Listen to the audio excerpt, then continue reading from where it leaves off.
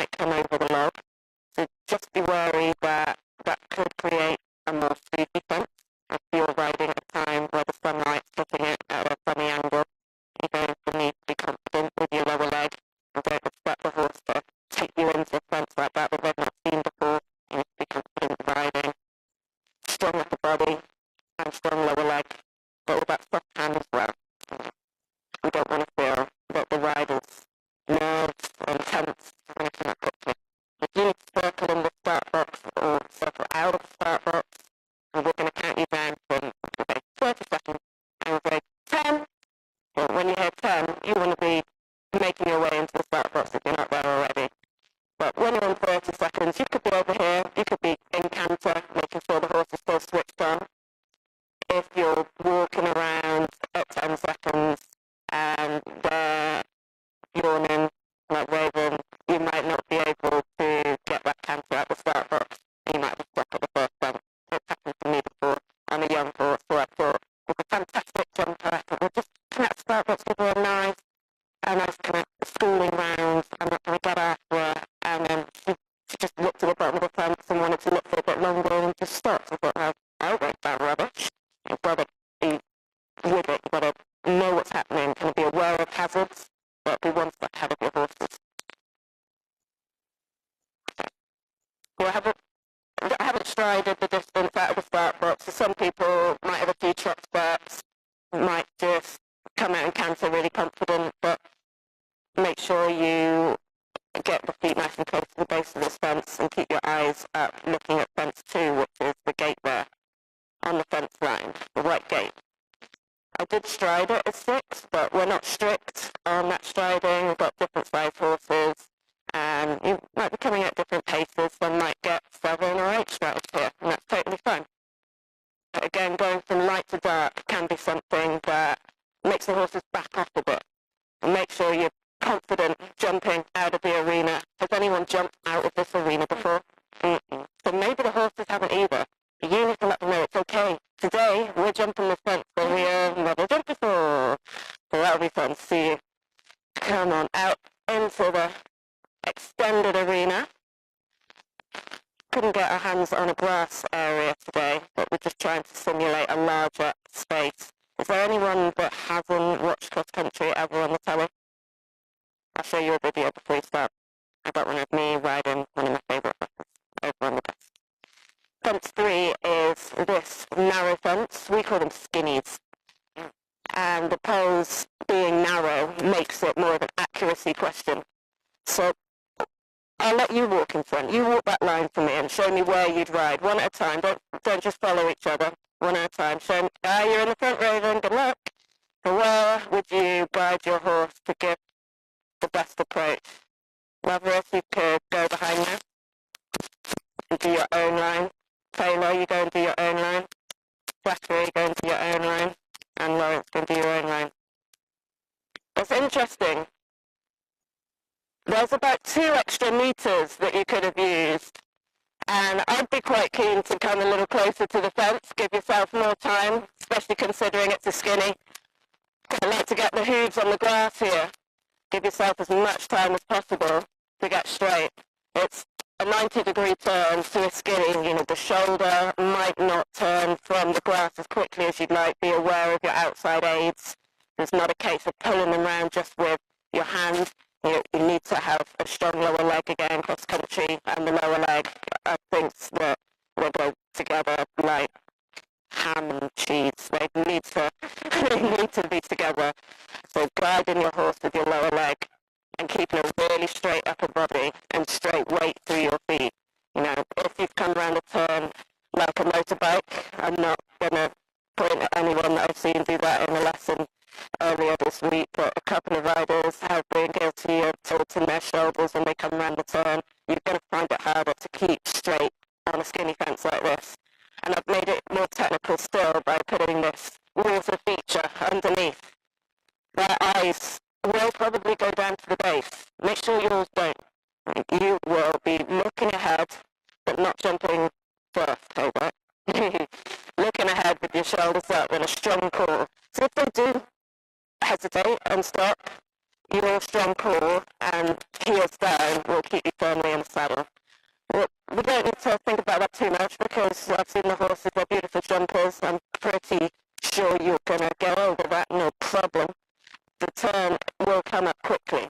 So as much as you're straight in the air, as soon as you land, you need to be looking for where we're going next, which actually is all the way up the top of the fall. We're going to have a long canter up past the crowd. We'll be clapping and cheering for you as you come up to fence 4, which is the flower pots on the centre line. Have you jumped flower pots without a pole before? No? Okay. So they can brush through, which is a nice feature of a fence with a flower, or we call it a brush fence. It can be parts of trees that you see around that are put in the top of a wooden fence, and horses know that they can just brush through. If you have a very careful horse that maybe is bred more for show jumping that is going eventing, they still won't touch it. So you need to know when you're coming to a big brush fence whether your horse will brush through or over jump, especially if there's a B element. There isn't a B element here, singular fence, so less complicated. As you come round here, again, we're thinking of the outside shoulder, similar to going to fence 3. Just make sure this left leg is making contact with the horse.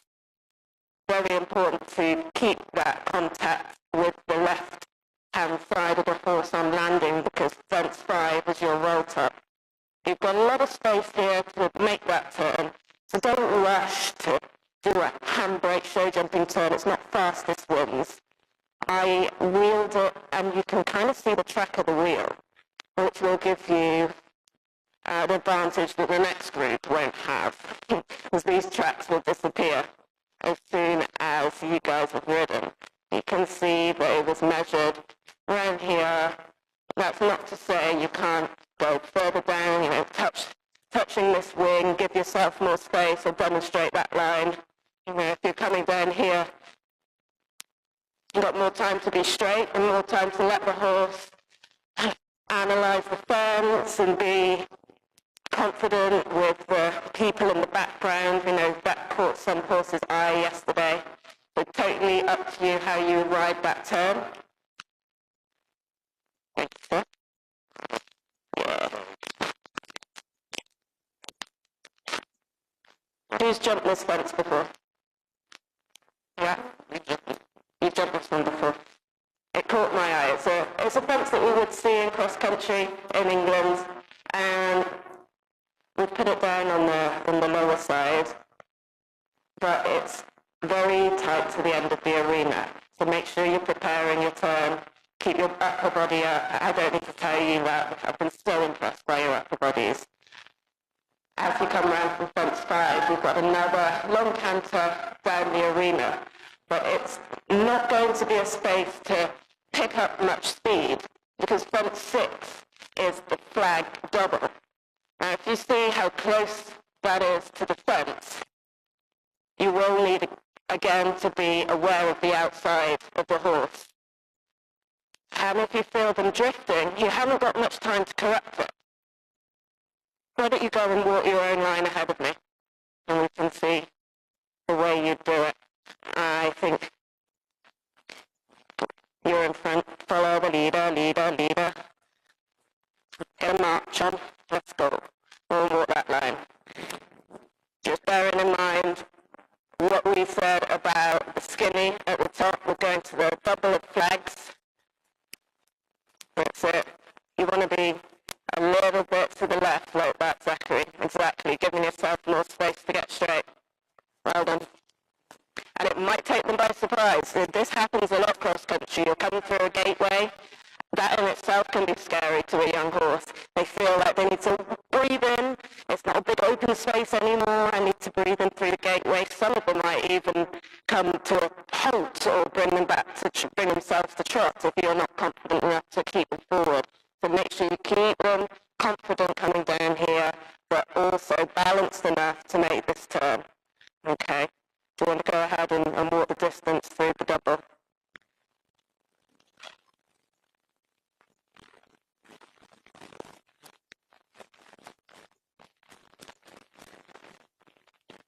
7 will be a left turn, back on yourself, to the fence,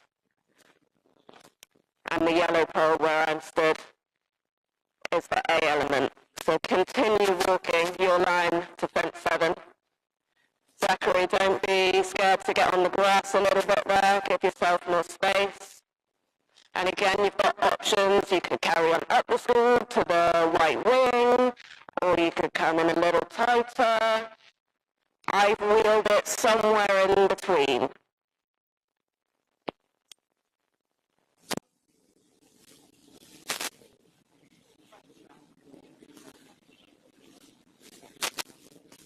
Lovely. And we have a double here. The second element makes you jump the first part on an angle. That's it. If you jump that first part straight, there's no way you'll make it to the second part. Just to demonstrate that, I will go over the centre, wait for Kenny to pass, and do a little canter. How will I get straight for that? So your takeoff point is so important.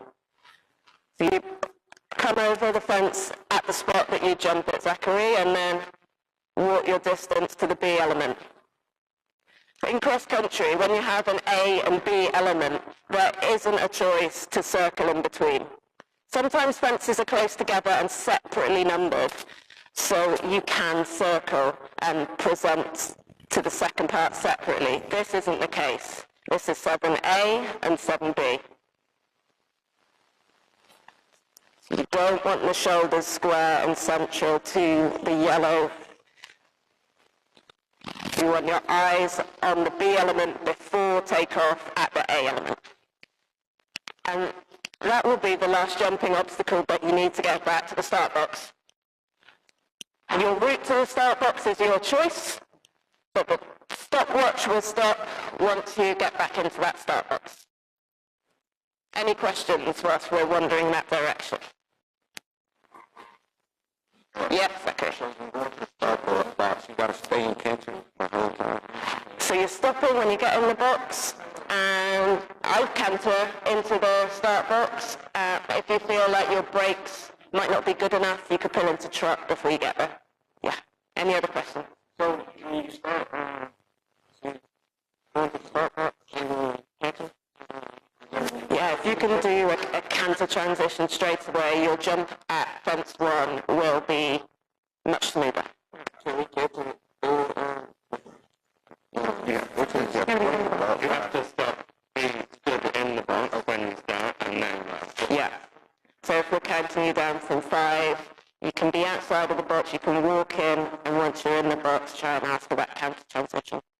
Yeah. You can trot into it. Yeah.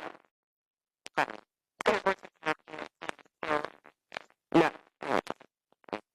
And you're allowed to walk out the front of the start box. I didn't know that for such a long time. I've been competing and eventing since 2012. And I probably realised I could come outside of the front of the box a couple of years ago.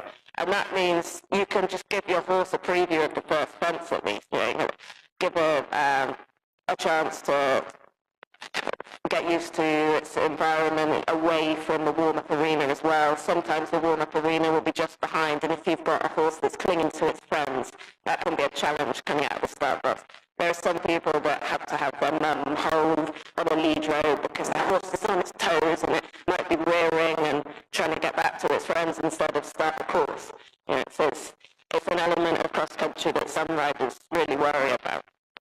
I know your horses will execute it very nicely. With you all aboard, if there's no further questions, let's get in the saddle. Yeah. So you're saying you can leave the start box flat after the timer, like after the countdown, then you leave the start box, so like to shorten the fence. Or you're saying like within When the time started, okay. you need to present to the first fence and start your course. But if I've said 40 seconds, you can be walking in front of the start box.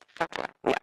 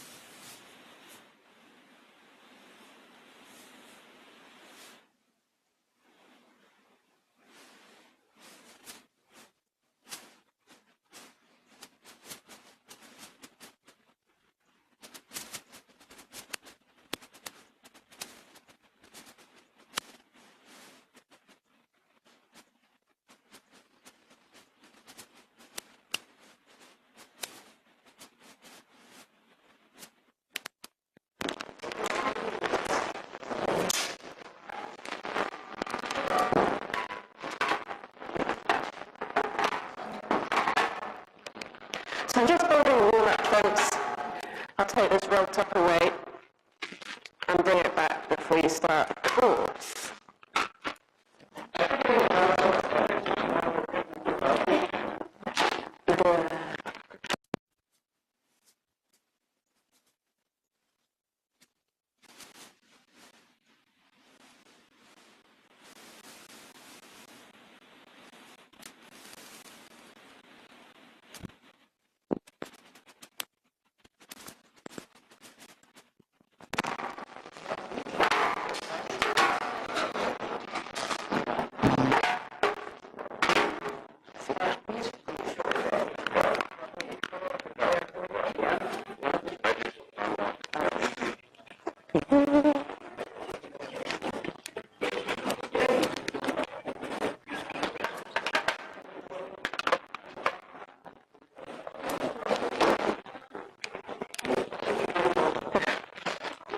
It's really nice that you've shown both sides of the arena for your horses and practice those gateways.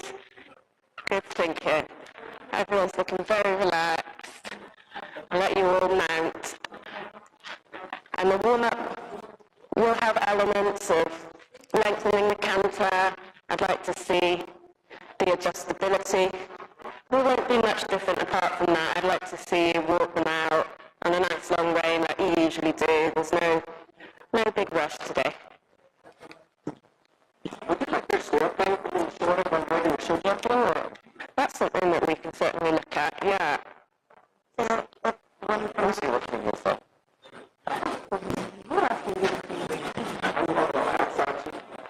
You're absolutely allowed both sides of the arena, yeah. Well, looking at the stirrup length, I know riders that go up 7 holes between show jumping and cross country. Harry Mead, one of Britain's best. I ride quite short show jumping, so I don't change my stirrups. How would you feel about going shorter for cross country? It give you the ability to get up out of the saddle and be more secure in that half seat. Totally your choice. Sure. Is that something you can do on your own? Do you want help? Yeah. You have run a bit shorter. I'll ask Taylor, how do you feel about going up a bit in your stirrups for cross country? Yeah. Do you need me to hold her, or you got it? Right. Florence, I was just explaining that in cross country, the stirrups do go shorter a lot of the time. I ride short in the show jumping, so I don't adjust mine. But I can see you riding a little longer. Would you like the challenge of bringing your stirrups up like a true cross country rider? That would be great. If you're comfortable with 2 holes, I think that would be enough to make a difference, but not going to make you feel like alienated in the saddle.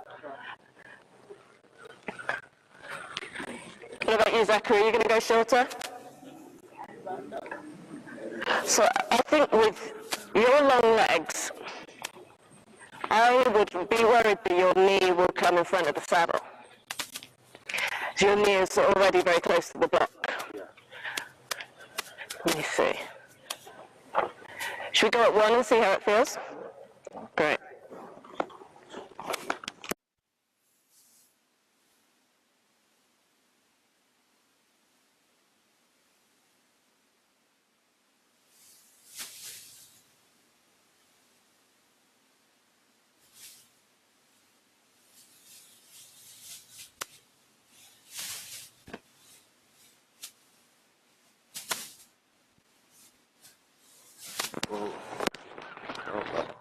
I go. Okay.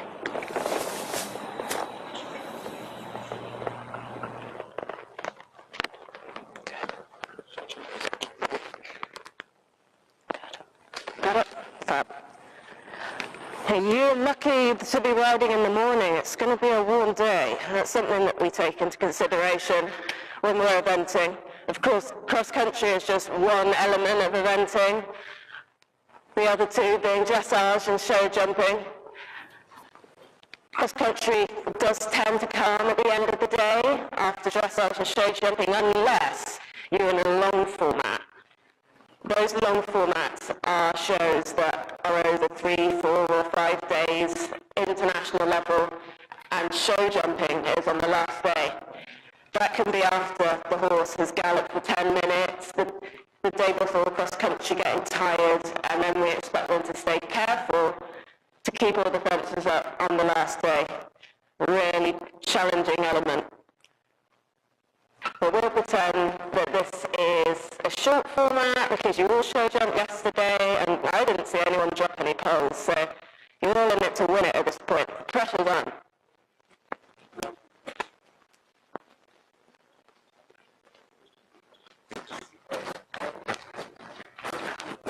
When you feel ready to pick up the trot, it'd be lovely to see. I believe it is your responsibility to navigate the school. This is the largest group that I've taken, and you're all experts at using the space in the school. Let's make sure the horses have got supple through their body, through circles. I love the way you've all warmed up in the walk, long and low.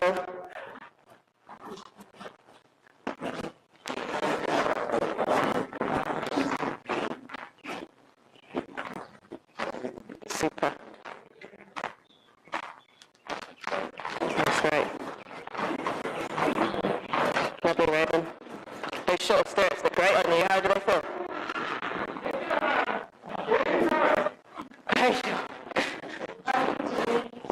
Give it a couple of minutes. You'll settle in. Lawrence, yours look great as well. Really nice, secure lower legs. Does it feel good? Yeah? Can you show us trot in a forward seat? Forward seat trot, so standing in the stirrups.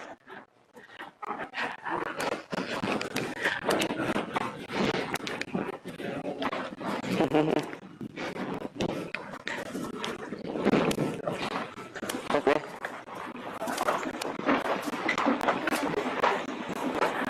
I'll be asking everyone just a little forward seat trot, standing in the stirrups. I think you call it two, just coming down the long side, testing your balance in those stirrups, trying to keep the same height out of the saddle. Just engage your core. So if you take a second to sit back down in the saddle and wriggle that stirrup back a little bit, I feel like the stirrup nearest me is on your toes a bit too much, making it difficult for you to balance.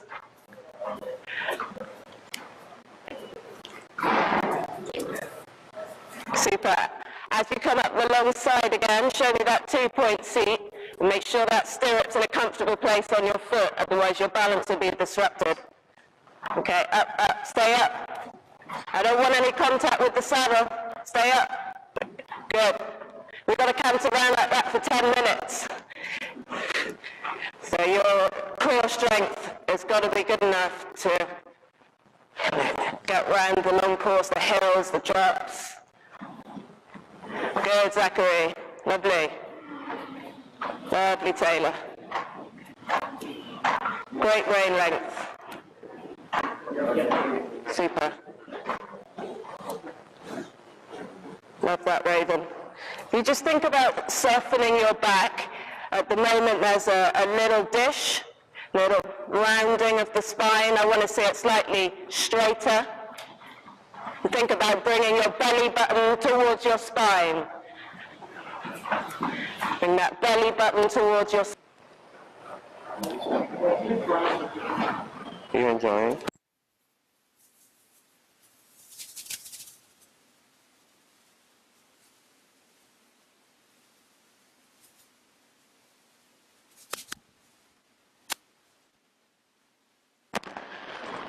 So before we look at adjusting the canter, let's look at adjusting the trot. Taylor, starting with you, let's collect, because you're already in quite a big active trot. And as you get onto the next long side, just ask for the trot to open. And before you get to the judges, I want you to balance the trot. Before you... Yes. Good. And when you get to the judges, ask them to move forward and open the stride. Lovely. Really responsive. That's great. Zachary, same with you. Let's lengthen the trot to the judges. Balance the trot just before the judge's desk. And then lengthen again to the corner. Lovely. And balance. Fantastic. So you'll be next, Boris. Think about coming around the short side of the screw in a balanced trot, and as you come out of the corner, when you see you lengthen it, just practicing the gears before we pop into canter. Really nice. Great hands, great rein length. Lengthening this trot forward, forward, forward until you get to the judge's desk and you'll balance and collect. Beautifully ridden. Super. Raven. You know what we're doing? Lengthening to the judges. Open up that trot and balance and collect when you get to the judge's desk. Really nicely done. You've all got such beautiful hands. Lovely, Lawrence. I haven't seen Kenny work like this. Great team. And balancing. Let's see it down the next long side. I didn't see much of a change in the trot from the judge's desk, but I didn't explain it to you directly and give you another shot. That's a lovely big trot. And when you're ready, just balance and collect the trot. Show us that difference in the trot. Super. Well done.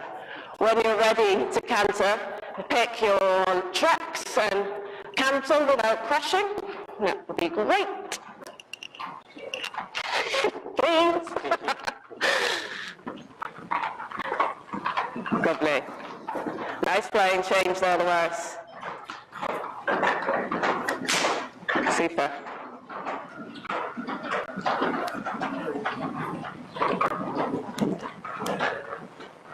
So this is the first canter, the rein length at the moment, Raven. It's nice for a first canter. Just bear in mind, you'll need to have them shorter when we start to jump. With these tight lines, you need to be connected. Super. Changing the rein when you're ready. And I warm up both ways in this relaxed canter before we go into looking at lengthening.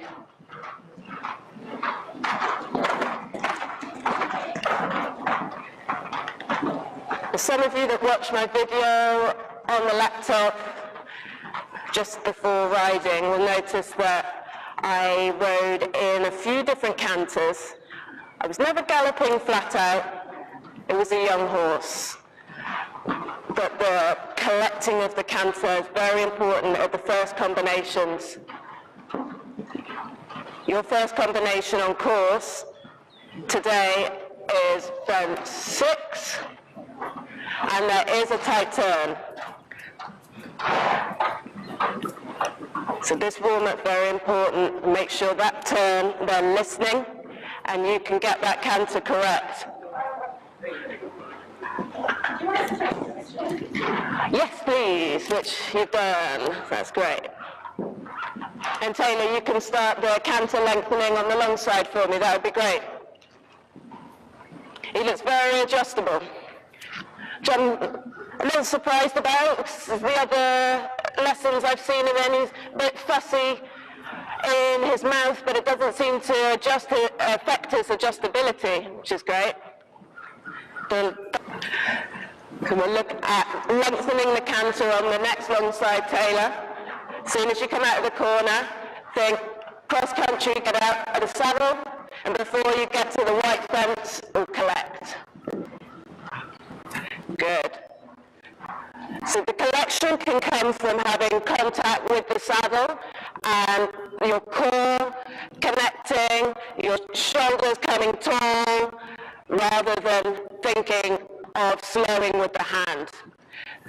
I'm just going to keep my eyes on you a little longer, Taylor, to do that again.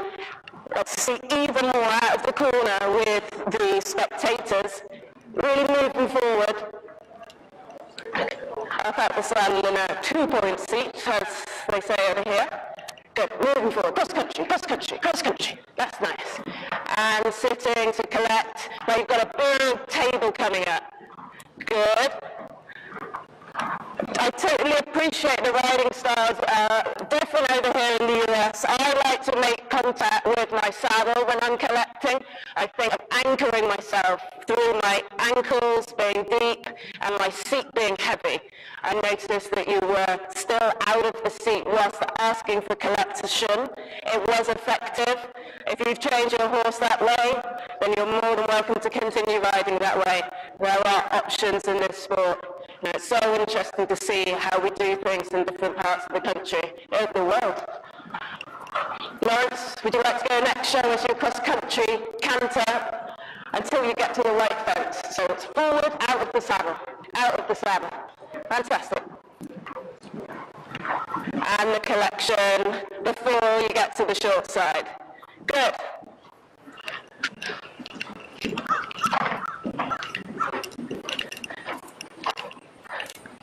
Lawrence, we'll see that again when you get to the top corner. We'll have a little bit more energy coming out of that corner. Show us your real cross-country pace. And Lavaris, you can do the same. Cross-country pace as you come out of the corner. Light seat, cross-country until the right fence. You bring your shoulders up, your core connecting to let the horse know to collect the canter and balance. Oh, trotting. We'll try again next time. Really happy with that, Lawrence. That's lovely. Feel free. Really happy with that. That was nice. Feel free to try on the other rein or give him a breather. Taylor, same. Feel free to try on the other rein or give her a breather. We will jump the cross poles shortly. Lawrence, show us this nice big canter. That cross-country style, you've got to get out the saddle. You cannot canter round a course for 6-7 minutes sitting down. It's not comfortable for the rider, you know, and it does make the horse's job harder too. So when you come out that corner, stand up. And you're bouncing, yeah? I don't want to see you bum on the saddle at all. Support yourself with your core. Up.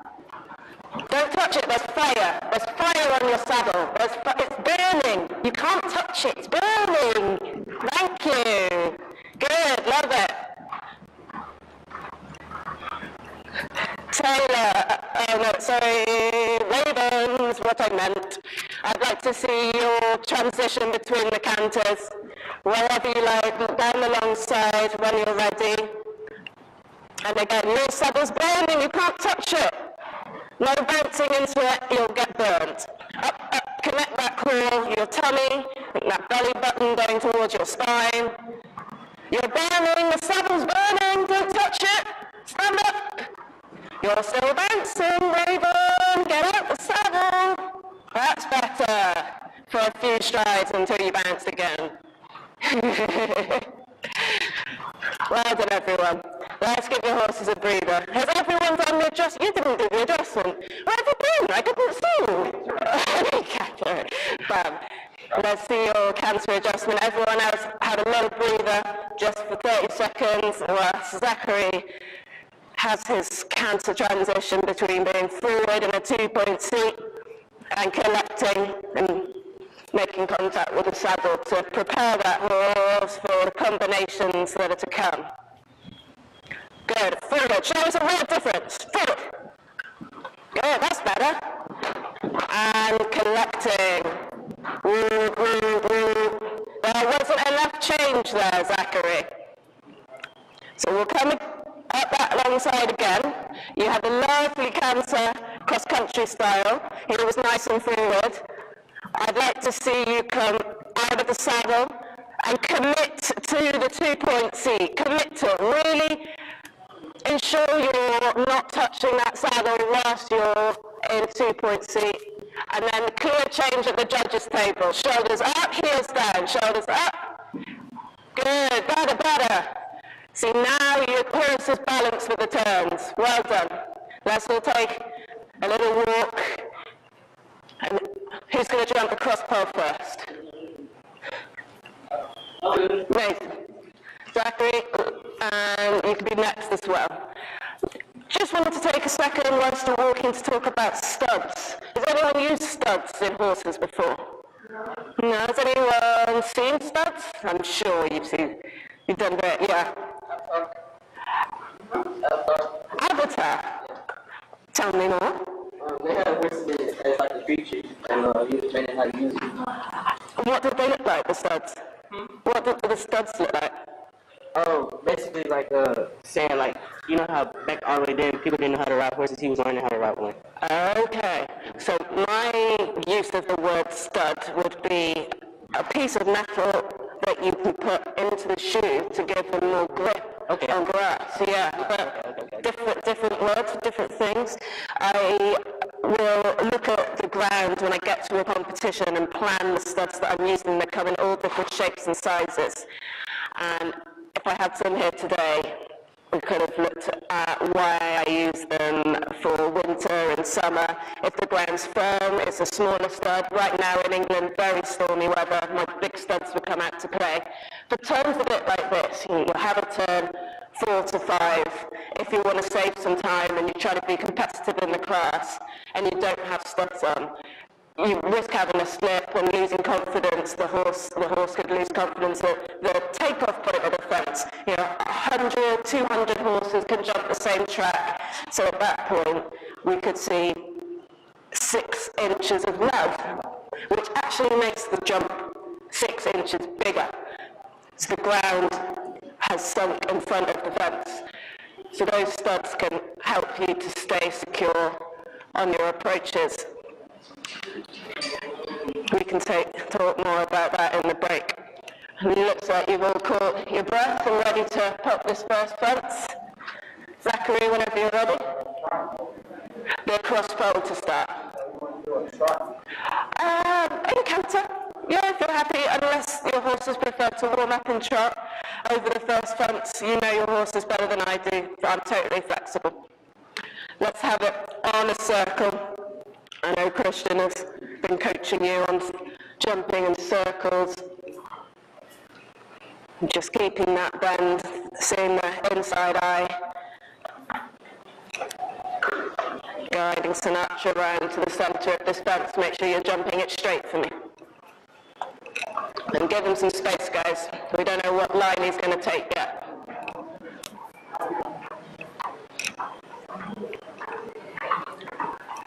Super.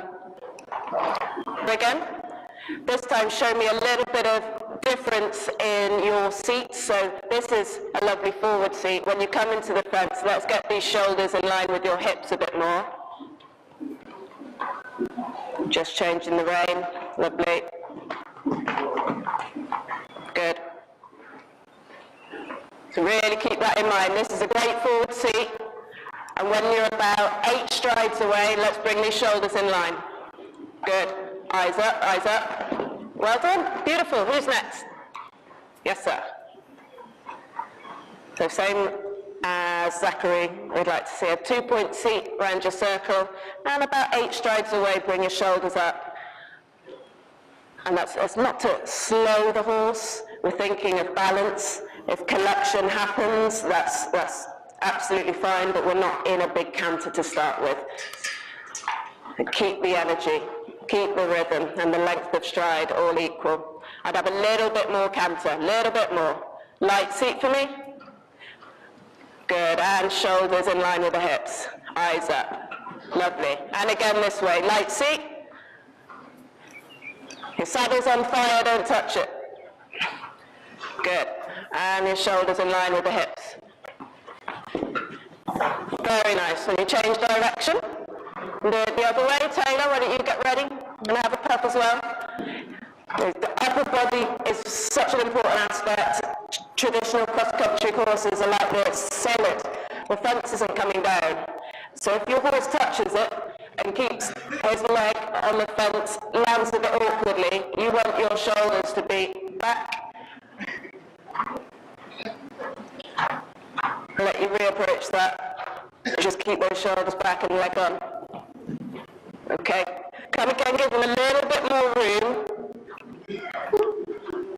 on the approach. I think that gate's slightly in your way, isn't it, to make it the circle shape that you want. Eyes up, shoulders up. Good. When you're ready, Taylor. So we're trying to simulate cross-country here. I appreciate these fences can be brushed through, they can be knocked.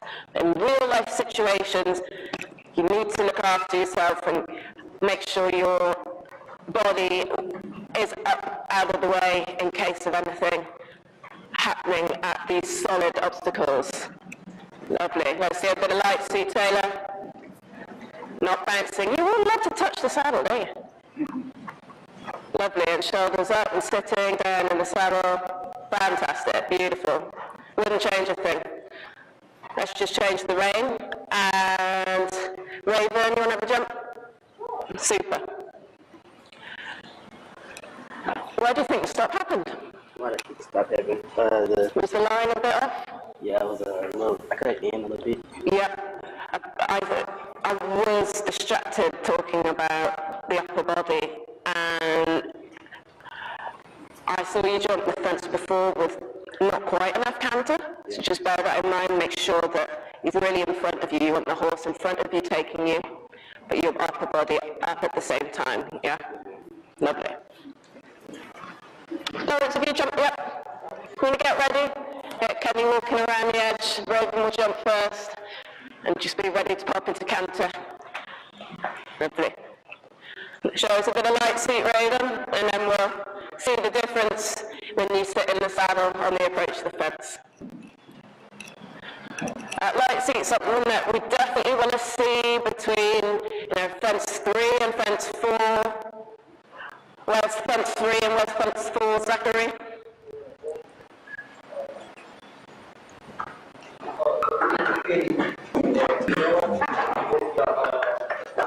Flowers. Yeah, so you've got a long stretch up past the judges. You can get into light seat. We'd like to see that, please. Fantastic. And the other way. Ready to rock, Lawrence?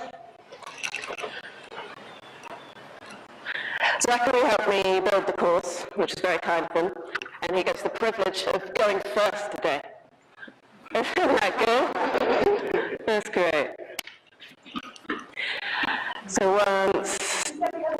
other direction would be great, both directions for you, and then we'll be getting started. So you could take advantage of the fan. I really like what I saw Lawrence doing there with Kenny, standing next to the fan. Horse welfare first.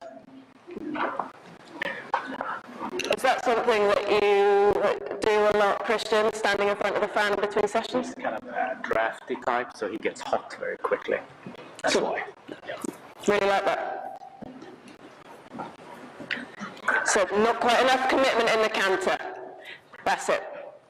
Push her on, push her on. This is cross country now, yeah? Forward, forward, forward, forward. You'll have the chance to collect, but if you don't have the canter first, there's nothing to collect. Lovely. One more time. Forward, forward, centre. So leg on, squeeze, squeeze. I know you've used the whip on her before, and you're welcome to give a little tickle down the shoulder. So just keep in mind that circle size. That was lovely. Great. And the other way. Oh, you've done the other way. Lawrence, when you're ready. So all have a look around the course. One, so it's fresh in your mind, and two, so you know where to stand and not be in the way. I don't actually know the answer to that question yet. I've not thought about it. Good. So I'd like to see more canter. Well done. Super. Shoulders up. Okay. And as you land, pushing forward, we'll see that again. We'll see that again on this rein. More canter, more canter. So as soon as you sit in the saddle and collect, he might drop behind you. If there's not enough canter in the first place, you're in trouble. Lovely that way. Just change direction. It was a great warm-up for you. Bear in mind all those tips. And show us a text bit around, yeah? No pressure. Super. Make sure it's nice and active. Thinking forward, horse in front of you. We've got quite a lot of work to do to keep Kenny forward around this course. It's got to be at the forefront of your mind. That was perfect. So you can give him a big pat and pull up. So, how do I start the canter? Yes. Okay. Yes. So, but not before we get to 0. okay.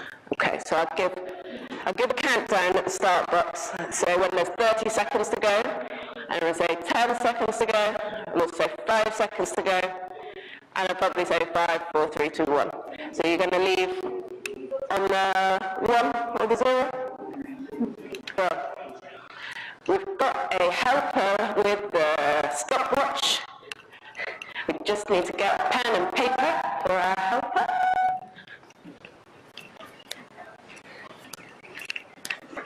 Yes. Ken, you ready?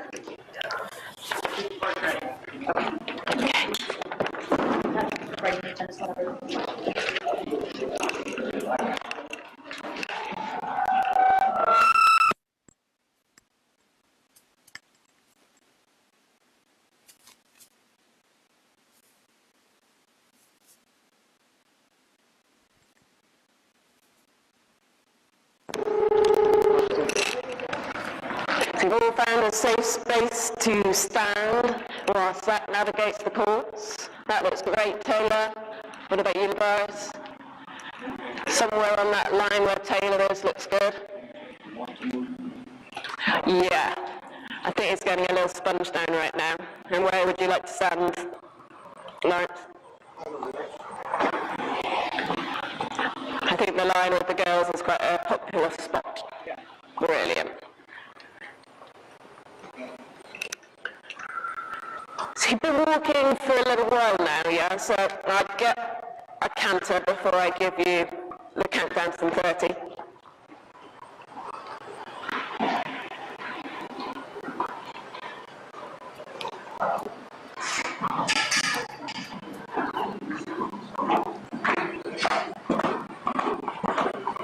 Lovely. 30 seconds. I like that you're on the right rein to start the course. It's all flowing in that direction. Good thinking.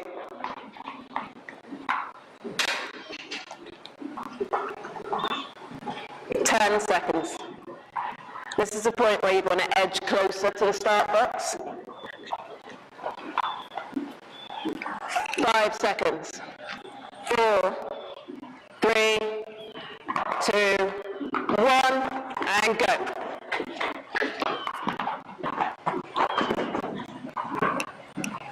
Brilliant at the first fence.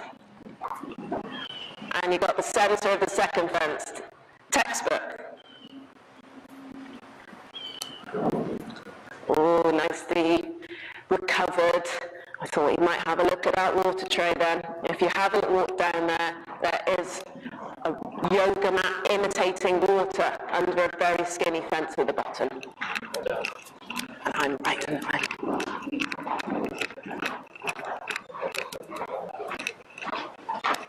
Really well navigated around that tight turn. Sorry if I was in your way. I like this collection because another tight turn's coming up. It can be a shock to the horses. Very well done.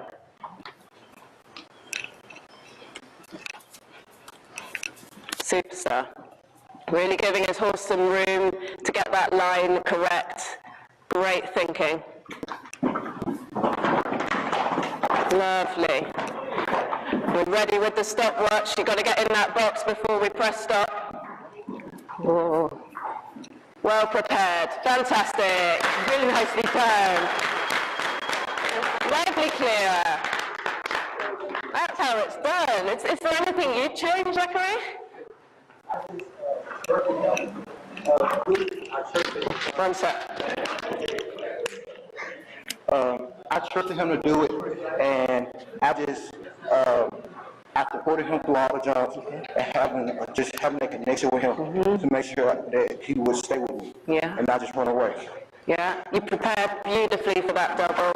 You know, you weren't rushing around trying to get the time. You were thinking horse first, and it really showed. Really smooth round, lovely rein length. I might say shoulders back a couple of times. That could have got you into trouble at fence 3, but he was super honest. You know, you've got a great connection with him. Really well done.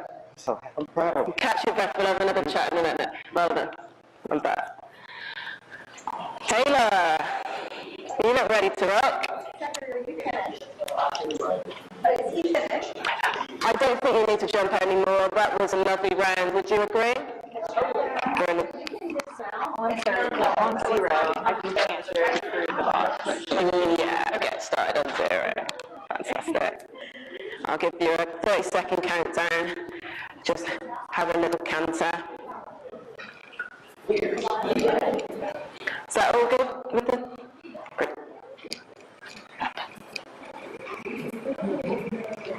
30 seconds, Taylor.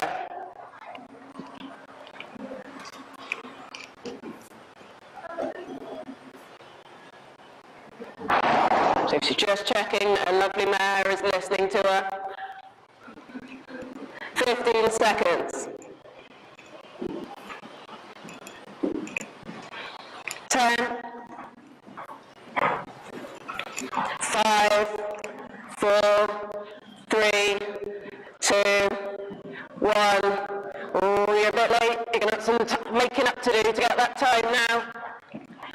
Lovely jump to the first, really nice and straight. Super.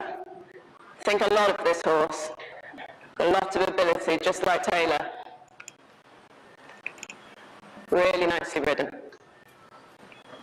Got this long stretch where she can make up a bit of time after being 3 seconds late to start. Good, but balancing.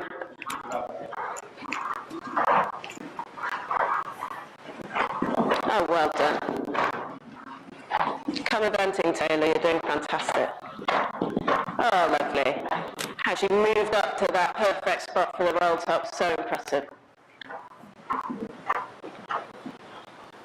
Good. It's so tempting to move down that long side, but you just missed the turn if you did that. Well done. Beautiful.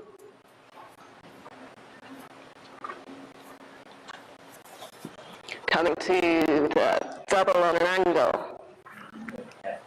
We don't like to show jumps on an angle, but cross country, it's something we've got to do a lot. Super. Coming up to the finish. Well done. Through the finish line. Another lovely clear round.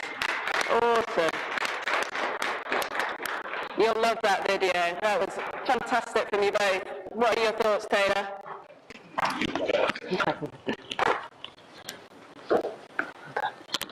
How did it go? What was your thoughts on that? I thought it was really fun. And like the mare really looks forward to the next jump and loves to lengthen and come back. Yeah. So just continuing to improve on technique and communication. Yeah, it's so adjustable. You made some brilliant decisions. I'm not sure if you're able to listen. I can't listen to commentary when I'm going around too focused, but love how you jumped to fence, rode to fence 6 in a lovely balance.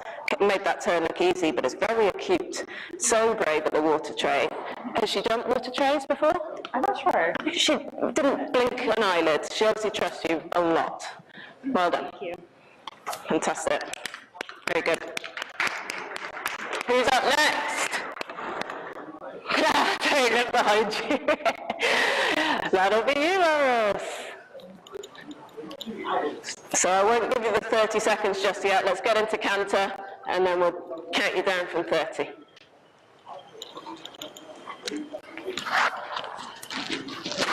Is there anything else you'd like to jump before you leave with this lovely mare? Yeah? No, I think finishing confident is the best thing. Yeah, so feel free to cool her down and...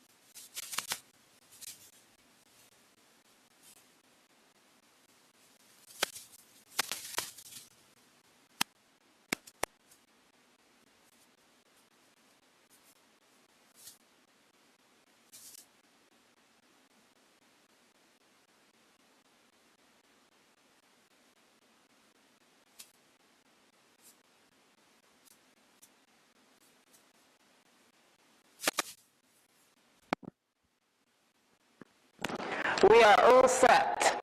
So your 30 seconds will begin in a moment.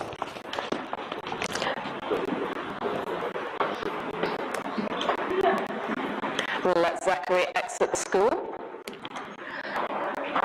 He has exited and your 30 seconds starts now. This is a great quality canter. Nice and active. Great brain length too. Well done.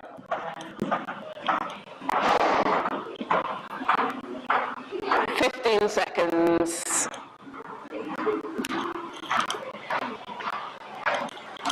10 seconds.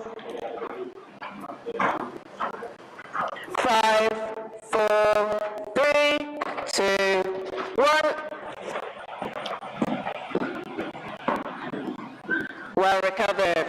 Little bit left, right, but made it happen. That's what cross country is all about. Super. Oh, and he's off. Well done. What a brave rider. Let's get the crowd behind him. Oh no, that's the danger of going fast. Sometimes you miss a fence out. Oh dear. I wonder if he's noticed.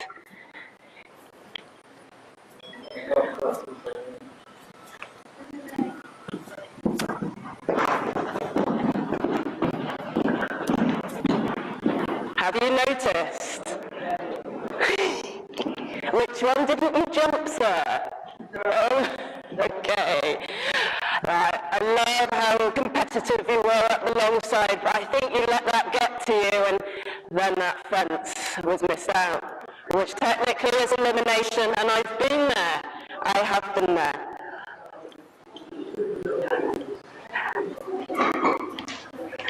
I'd like to hear your thoughts on the round. And I will ask you your thoughts on the round after you've jumped fence 4, 5, 6, 7. Let's finish the course from fence 4. I already knew that was coming because it was a It's a very real thing that happens to the best in the sport. Don't beat yourself up. Right. I already realized it was gonna be that because like I kept getting stuck after here, and I seen people. That's why I wanted to go third because I kept seeing people like going jumping this and then barrel back. Yeah. And I'm like, I gotta get a good look at that because Those turnbacks are quite easy to forget in a show jumping track as well. yes, You know, so don't beat yourself up. We're going to go and put it right now. And you know, he's not sweating up. If you want to start from the start and get a full round at the correct time, we can do that. I would. You will. Let's do that. Okay. Do I gotta restart? Yeah. So we'll go from the start, and I'll start your 30 seconds. Are we telling them? Telling them. You start with that. Yeah, good. Yeah, tell them. Okay.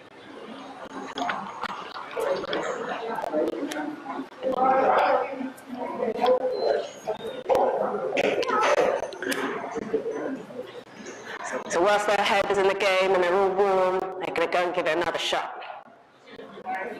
You've got this. 30 seconds starts now.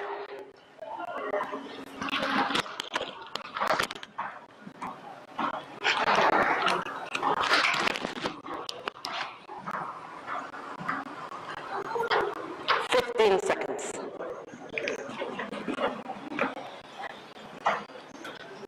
10. 5, 4, 3, 2, 1. Very confident over the first fence. So the horse has thought about the track and come back even better because of his fantastic riding. Lovely pop over that fence.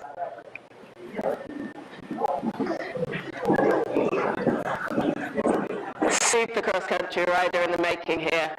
I'm beaming watching this. So pleased I get to see it for a second time. Thank you for missing a fence out. Lovely.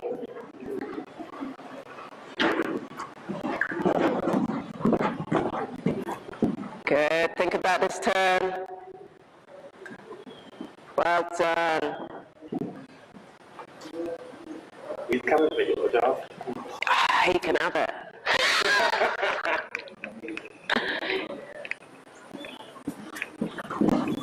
Lovely line through that double. Well done.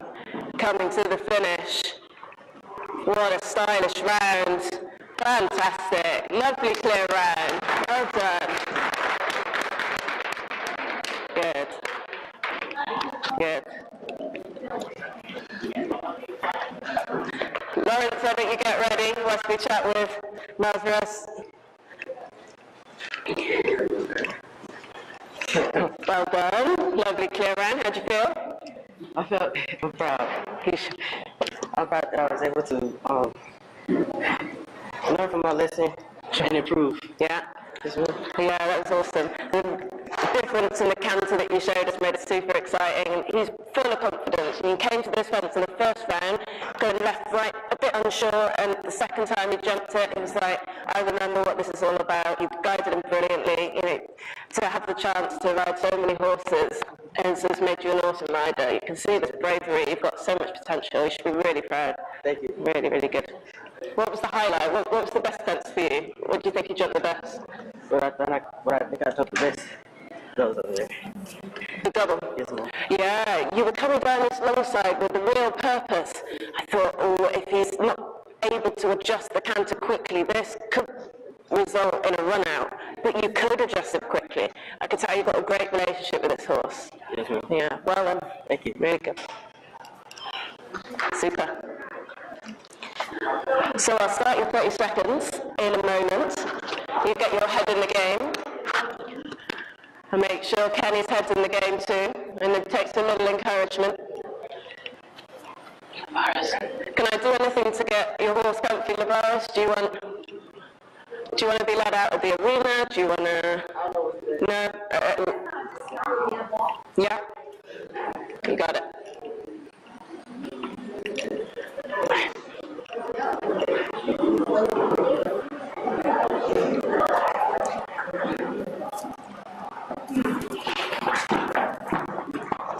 30 seconds started for Lawrence.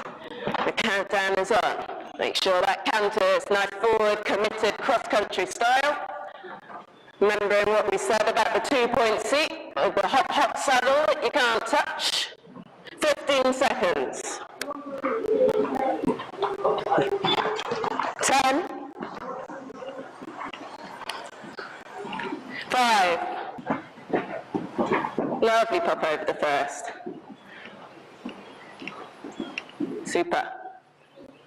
Yes, very intentional turn to the third. It's what we like to see, giving the horse a bit of room to take it all in. Yes, moving up the long side, moving on in that canter. Well done. Good. Super. Looking for you.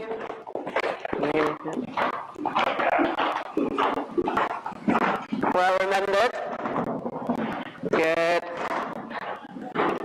Quick with his legs, isn't he, Kenny? That's great.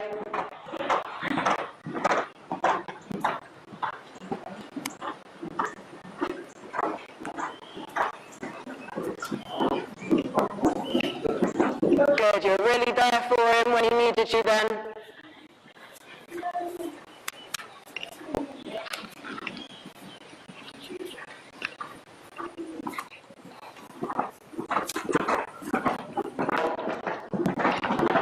Super.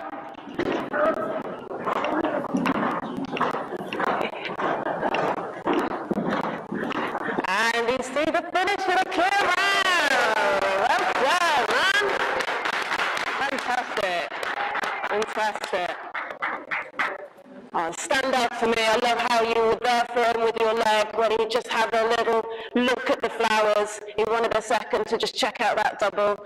And again, at the second double. He wasn't quite locking onto the yellow one, but you were guiding him with all of your aids. What were your highlights? I don't know, I just good for it. We got through it. I'm so proud of Kenny. Yeah.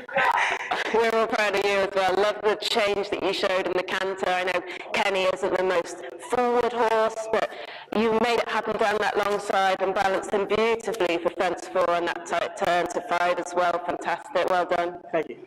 Lovely.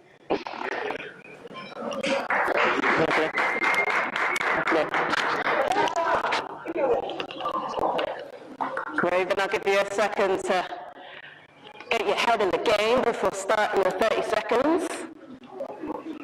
All these clear rounds, amazing. It's not the kind of course that's usually built here. They're taking it on and making it look so easy.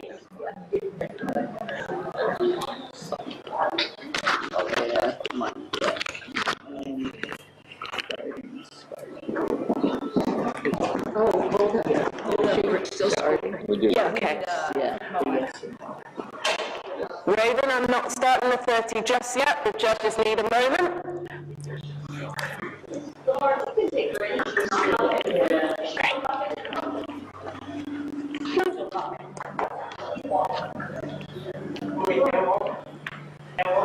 Yeah, you can have off the marks. Did you listen to her?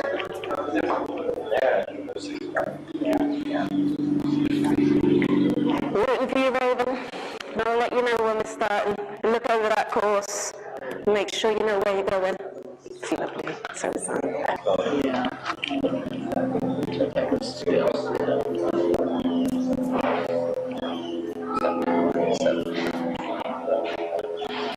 how are you feeling, Raven? That's a good emotion to be feeling. She's very happy. What else? Couple butterflies. Butterflies, but focus. Yeah. That's what cross country is all about. That butterfly feeling, but staying focused. You know, even the best event riders with all the medals at the top competition is going to get that butterfly feeling. But breathe through it and have that focus. You're going to do great. You've really got her in front of your leg. Yeah, I've never seen her operate like that. You had that canter a second ago. Really impressed. It's going to go great. Judges, are you ready? Brilliant. I'm going to start the 30 seconds.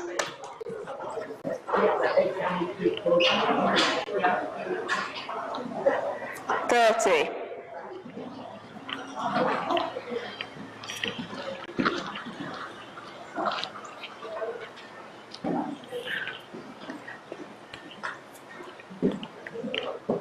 $15 seconds. Remembering that true light seat where you're not bouncing. I know you can do it. 5 seconds. Okay. 2, 1. Good luck. Well recovered. Bit of an angle into the first fence, but it was a bit of a rush to start. Hopefully those butterflies aren't too bad after having a bit of a rush start. Oh, that's a kind of knock-on effect from having a pressurized start. The stopwatch can get in our heads as cross-country riders.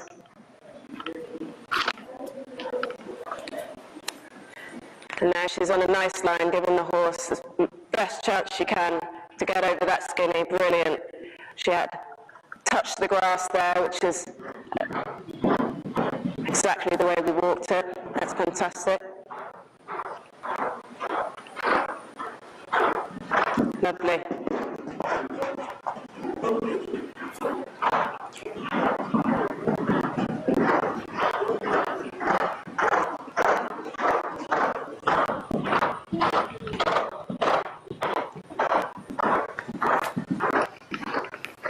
Good. Oh.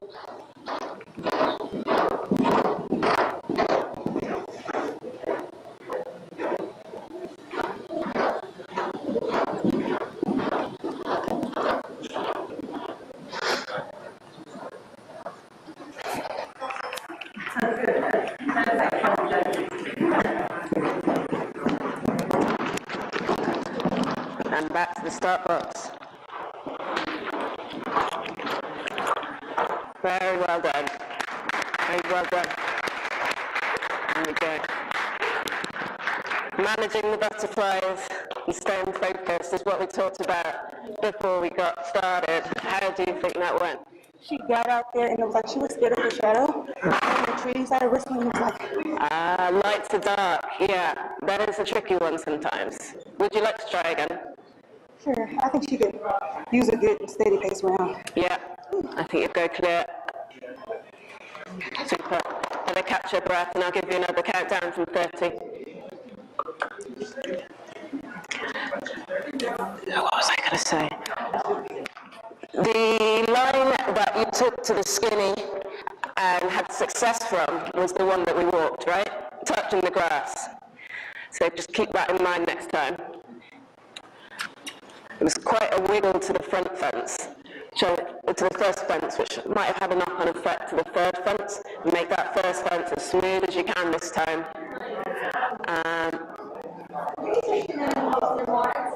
Great job. That's great.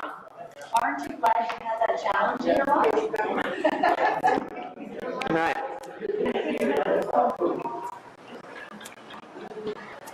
And we'll start your 30 seconds now.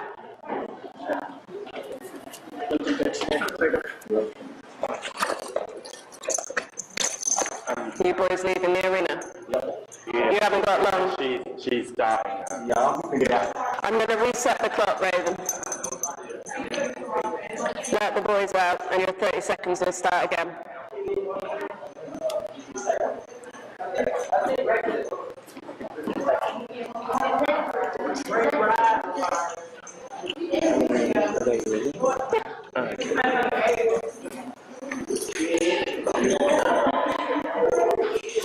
Two stoppers at once. Look at your muscles. Thank you. Getting the horses comfy, such an important part of our sport, especially on hot days like this. You've done a super job. Well done. I'll wait until Raven can hear me. Raven, can you hear me? Can you hear me? Yeah. 30 seconds starts now.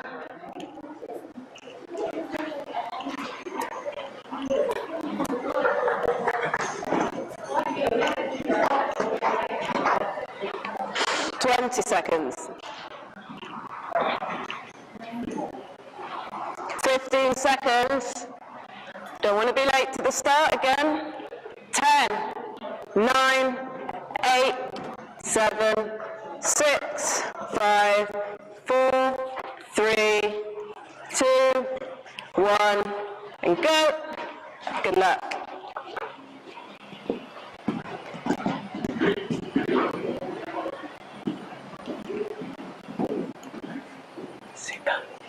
Very intentional turn. Fantastic. And it paid off.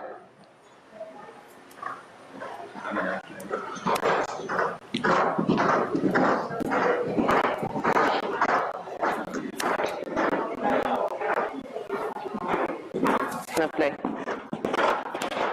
Good. You planned your turns earlier this time. I like it. Good. Keep that in mind going to front six, planning your turn early. That means looking with your eyes, head, twist of that shoulder. Well done.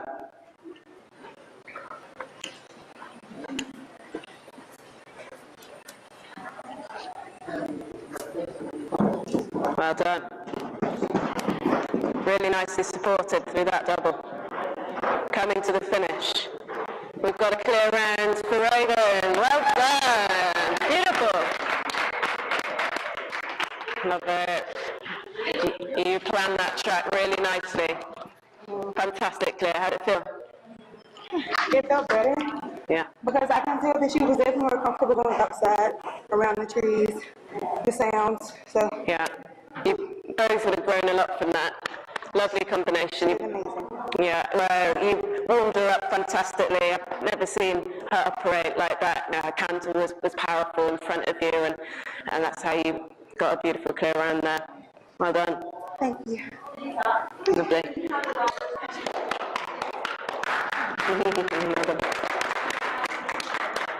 Super. I think so. All riders will come and chat to the judges. They've got years of experience, many more than me, I hope they don't mind me saying. So there'll be lots of information for the riders to take in, I'm sure. As the riders re-enter the arena,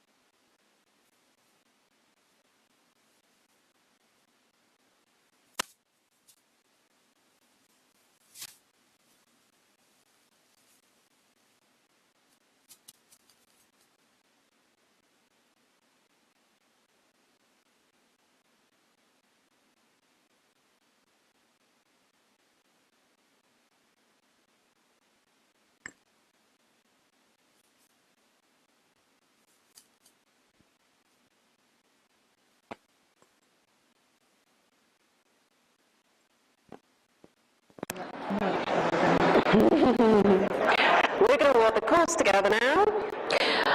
Did anybody not see the rounds that have just happened? I saw a few. You saw a few. Good, good. So it isn't going to be a surprise to you. We'll rattle through it a little bit. First fence comes up quickly. You want to get that canter as soon as the clock comes down to 0. Coming out the start box confidently, eyes up, shoulders up, looking at fence 2. You don't want to be looking at the base of fence 1 for too long. If you feel like you're on a good stride, the horse is just about to take off, start focusing on fence 2 and your landing. Landing's very important. You want to make sure your leg's on so you don't land in a heap. You want to keep that confident forward canter, cross-country style. You know, there isn't much space between these fences, so I wouldn't particularly recommend forward seat. In America, people have different riding styles, and I love to see different riding styles, so you know what works for your horse. We are flexible. I walk this with the other riders and let them walk it first. So why don't we, one at a time, walk to fence 3, show me the line that you'd take. And the next person. But don't just follow, pick your line. And the next person. Hold on, I gotta think about it. Sure. Let you get to the centre of the fence. I'm going to go centre of fence 2 to the centre of fence 3. And if you've not come up here before to look at fence 3, you might think, oh, that's skinny. It is a narrow pole. It is a skinny fence. You need to be accurate. If you lose the shoulder in the turn, you could be going out of the side door. The yoga mat is adding a spooky element, so your eyes have got to be up. Even if the horses are down with their eyes, you need to be looking straight ahead. Any thoughts on this fence? Any concerns? We'll get this sound off. I think it'll be great. Any questions? Fences 1, 2 and 3 so far? I think that's a really good plan. Yeah, touching the grass will give you another stride, another few seconds to get their horse's shoulders straight. Love that idea. And I hope Raven doesn't mind me saying that she was quite far from the grass and she didn't make it to this fence first time. Touching the grass is a great shout. Any other questions? Fence 1, 2 or 3? Let's continue. I love this gallop up the long side to fence 4. Navarus did it really nicely, really went for it. And the time is tight. We haven't announced who got closest to the time, but I can tell you that everyone was over the time. Maybe that was me being a bit mean. You know, I'm used to riding on grass, and I think you can ride quicker on grass than a deeper sand, so I'm not suggesting that you go hell for leather and have a slip. Look after your horses, but I have set the time at 70 seconds. Did anyone see me wheeling it this morning? That's how you get the time. So it was 1,250 feet around the course. And then Linda helped me do the calculation. 70 seconds. This turn, I thought would come up really quickly, but they managed it so well. So go and walk the line without me in front. I know the ponies are there, so might not be able to get as close to the side as you'd like. But it's a very loud fence. Whilst you're warming up, they'll be able to see it, so hopefully it won't be a big shock. Got a bit of width to it, you want to be central, but they can brush through it as well, which is quite nice. So eyes up looking at fence 5, which is the roll top here. Halfway through the riders, we might take the roll top away, we'll face it with a cross pole, and see how you feel when we warm up. We'll have a conversation about that in a bit. So continue walking around to fence 5. I'd like to see the line that you're planning. Obviously, you can go as far down into the school as you'd like, but the clock will keep ticking away. This turn back might not be something that your horse is expecting. You're guiding with the outside leg, which is the left one on this turn, will be really important, moving the shoulders round and getting them straight on takeoff, and continuing supporting them right to the takeoff point. You know, we've got a crowd here. Anything can happen with a crowd. You might suddenly get up and walk out. If there's children about flapping things, so just be aware that you need to give them that extra support. Fence 6 is down alongside to the flower pot flags. So although it could be tempting to push the horse into a bigger canter, you'll see how tight the turn is when you get to fence 6. So a couple of riders did push on the canter for a few strides, make up a few seconds, and their adjustability meant that they could still make the turn smoothly, which is great to see. We'll look at the adjustability and the warm-up, and I think that will help you gauge whether you can push on or whether you should just keep them in a balance, because this fence comes up quickly. A lot of that can happen a lot in cross-country, coming through a gateway and, oh, there's a fence out of nowhere. So your horse has got to trust you. If you've had some sticky jumps, if they've lost a bit of confidence at the start of the round, you might have more work to do here. So just keep in mind how the rest of the course has gone. Hold the hand stride, but again, you can brush through. Cross-country usually is solid obstacles. Has anyone never watched cross-country before? Oh, yeah. You have or you haven't? You have, yeah. Have you seen it on the telly? No? Okay, we'll show you a video before you start. Have you seen it on the telly? Well, I've seen the one you just showed. Cool, you're at the table. Okay. We'll look at my video. The obstacles are usually solid, so that's why the upper body is so important. You know, if you're in front of the horse and they hit the fence, their body might continue tipping because the pole isn't coming off like a show jump. So if their shoulders are coming towards the ground and then suddenly they need to scramble to find their feet, you want to be here. You want to be here waiting for them, holding your body and waiting for them to get their feet, because that's their job. You can't get them on their feet. You want to hope that they will get back on their feet and you can continue.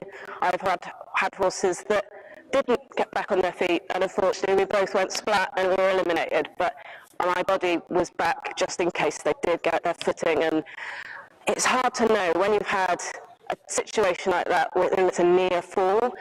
I want to know that the horse is comfortable to continue. I see a lot of riders that just gallop away and continue without a second thought.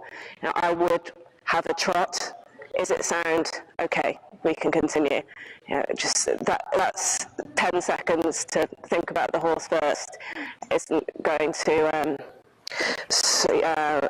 it's going to help your horse, and that's all that matters. It's not about rosettes in those situations, is it? If you've got another 6 seconds of galloping and your horse has got a cut leg and you've not noticed, that's really bad news. But anyway, back to the course. We have fence 7 as a double on an angle. And we've got some extra space here that you can use. The grass is actually grippier than the sand. You know, the back legs can slip on a deep sand, so use this grass. It'll give you extra room to get round to the double as well. We had some people go on the other side of the skinny, and that will help line up the double. I'm going to make you go ahead of me. I'm not even walking the line. You have a look at the yellow pole. That is the 7A. And 7B is the purple behind it. So all walking very different lines. It's really interesting. You'll see that you can't jump the first fence straight. In show jumping, we always want to be straight. Cross country, you've got to be comfortable jumping on an angle sometimes.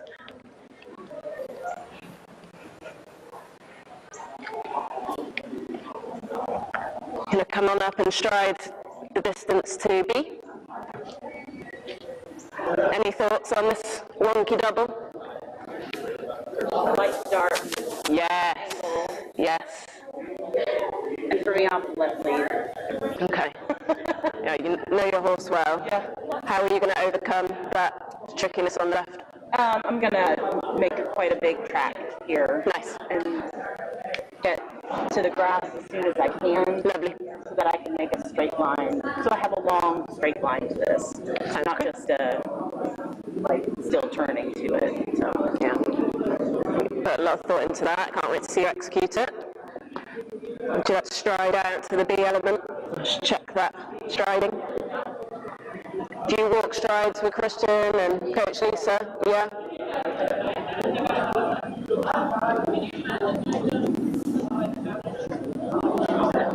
Nice big steps. I see some riders do tiny little steps and then get it all wrong, but those step lengths look absolutely spot on. You must have been measuring them in your lessons. To be told to be really marching when you're, Short legs, so like a taller rider might be able to just jump casually. Great to be aware of that. Yeah. How many strides? I got 2. Yeah, everyone agree?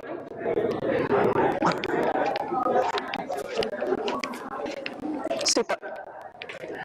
That is the last fence, but you need to get to the start/finish before the clock finishes. So most people have taken the route up to the fence line where the crowd is and in. Are there any other choices that you could take? Inside the roll call. Interesting, yeah. I don't think I've seen anyone do that, and you kind of got more information. Go through this way or through this way? Like which way, does it matter which way? Good question. I've pictured people going through the white plastic gates. Let's get in that way, in through. Towards the tent. Yes, please. Okay, yes, so not around the whole top, inside the whole top. To the gate. Nice tactics. Space, Nice and there's no tactics. jump to make that turn. Might just get closer to the optimum time with that approach. Any questions before we get back on the horses? Questions? No? Good luck. Nope, we're not feeding anybody, we're riding for an optimum time. Oh, good question. I would like to see a straight back and connection with the saddle on the approach to the fence. And in my mind as a rider, that's kind of 8 to 5 strides away from the fence. So when you've got 3 to 4, you've got a lot of room to come light seat. And as you come around the turn, I'd look for that connection with the saddle again. But everyone has a different approach. You know, I've seen in America that you love the light seat even into the base of the fence. So I'm not scoring. You know, they might want to see something different to me, but in England we have that connection. Up, yeah. Yeah. I watch a lot of English riding, so I like those videos that were country. I like foxing. Have you been in England? No, I want to go. That's my goal is to go riding. It's great where I live in the Cotswolds. Yeah, we should keep in touch, make it happen. Okay, great. All right, let's get on the ponies. I probably will check just because so but wouldn't mind like doing sort of like maybe a gallop around. Yeah, we'll do that. Okay. Just That's all right.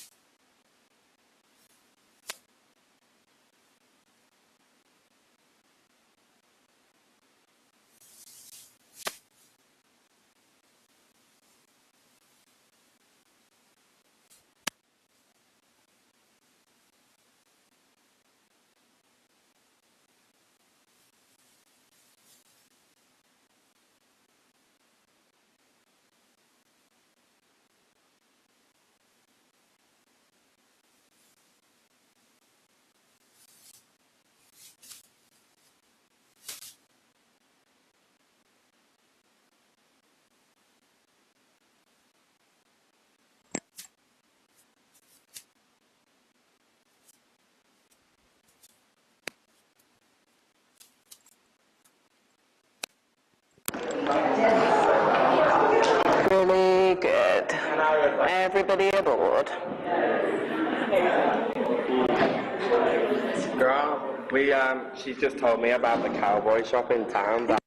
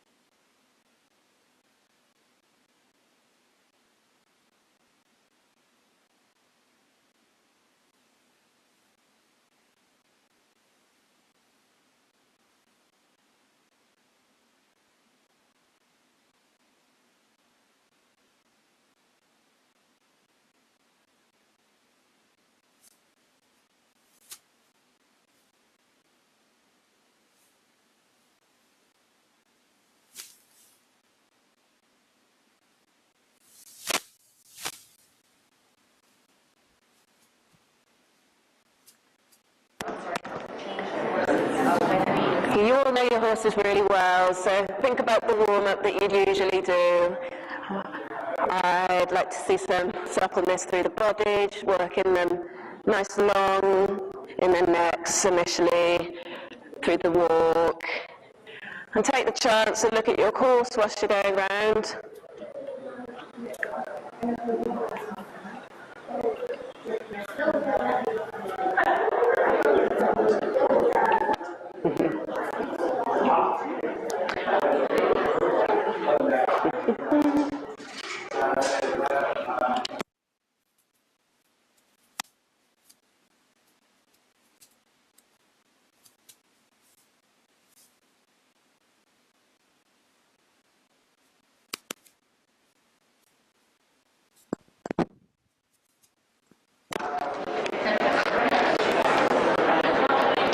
Coach McCrae's under control for a minute. I'll be back.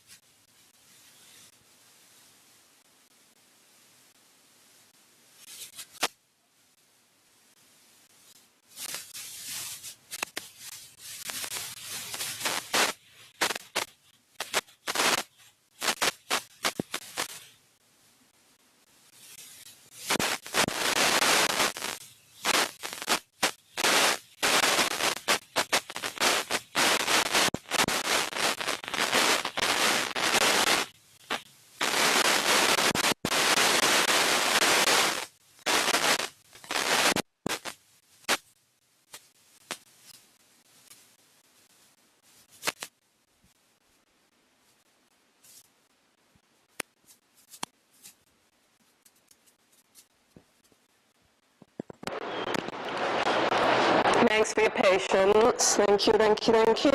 Is it still working? I don't think it is. Hello, hello. Let me go and ask Coach Matt. I feel like the speaker might not work anymore. Has it been unplugged? Maybe someone turned it off. Was it making? Yeah, thank you very much. Thanks for your patience, everyone.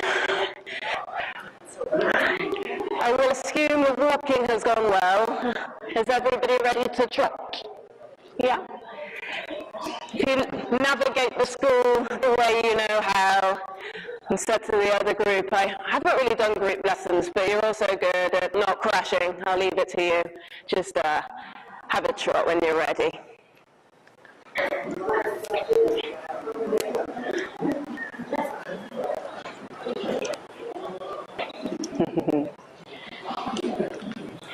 Hopefully you all have the chance to go in and out of the gateways, so it's not scary when we're in canter doing the course. You can keep that in mind whilst you're warming up. This American flag's starting to blow in the wind now. And that could be a bit scary. I know the gate's usually closed, and now all of a sudden we're asking them to exit into the lower part of the arena, so maybe a bit of extra leg required sometimes, keep them confident. Super. No one's trying yet. Thank you.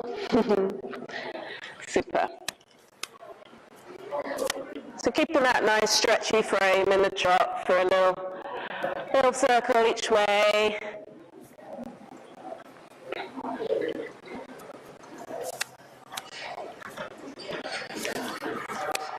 That's great. Just going to look at the stirrup length as you're going around. Megan, I think yours could go up for cross country. What do you think? Yeah, if you're comfortable, maybe 1 or 2 holes give you that cross country feel. Kristen, totally up to you whether you'd like to put your stirrups up. We're going to be looking at gears and a canter, so it might be nice to recreate that cross country feel with a shorter stirrup. Olivia, what do you think? Shorter stirrup's going to be possible on your lovely Palomar saddle? You love to ride long, which is impressive. I can't quite manage that. So you're one step ahead. But maybe let's see if you can ride short today. Anyone that wants any help with their stirrups, just come on over. I can get involved.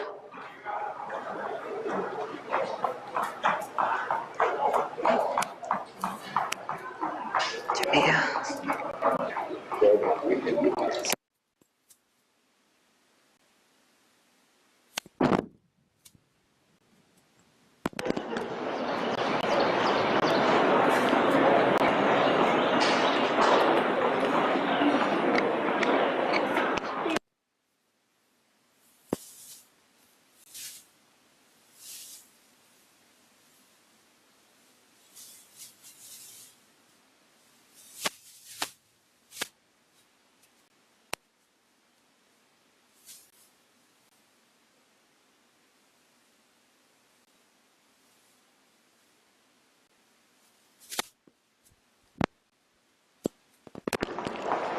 Jemiah, would you like to try a shorter song? Kayla, would you like to go up one as well? Kristen, have you changed them already? Do they go shorter? Yeah. Nothing like your daughter to push you. Fab. Do you want a hand? Cool. Should I hold or do? It don't matter. It doesn't matter. Have you done it already? What? Have you shortened the stirrups? No? Do you want to? Mm-hmm. Yeah? Pop it out, then put the stirrup out, and then let's do this. I know a rider that goes up 7 holes from show jumping to cross country, which is kind of wild to me. I show jump, do you want to put that in? I show jump pretty short, so I don't really change my stirrup length, which is a bit naughty. I think I need to lengthen my stirrups in the show jumping, and then I'll have the chance to cross country at the shorter stirrup. Work on that next year. There we go.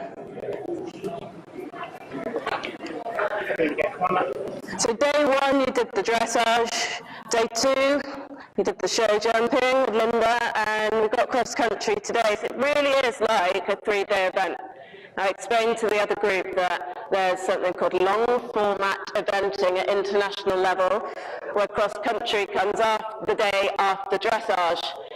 It's a challenge for a variety of reasons, mostly because you've got to show jump after doing cross country the day after, and they're tired from galloping and jumping the day before. Will they keep the poles up? Pull it down. Put it down. Oh, they're thick, aren't they? Yeah, the other way. Oh, you've done it. There we go. Thank you. My pleasure. Okay. Yeah. Nice stirrups. Thank you. They're 60s here. Oh, they've got the hinge as well. Nice. Super. You do it all. Super. That's a great shot, Olivia. We're all going to look at gears in the trot before looking at gears in the canter. Olivia, you look ready to give that a shot. Next time you come down this long side, we'll ask for a big trot coming out of the corner, and when you get to the judges, we're going to see their trot collect. Just for a few strides, maybe 5-6 strides, then on again. So when I see Olivia, we'll have the next rider demonstrate lengthening of the trot. Just getting these horses listening. They don't grab the bit and take control. That can happen out on a cross-country course, coming down a big hill.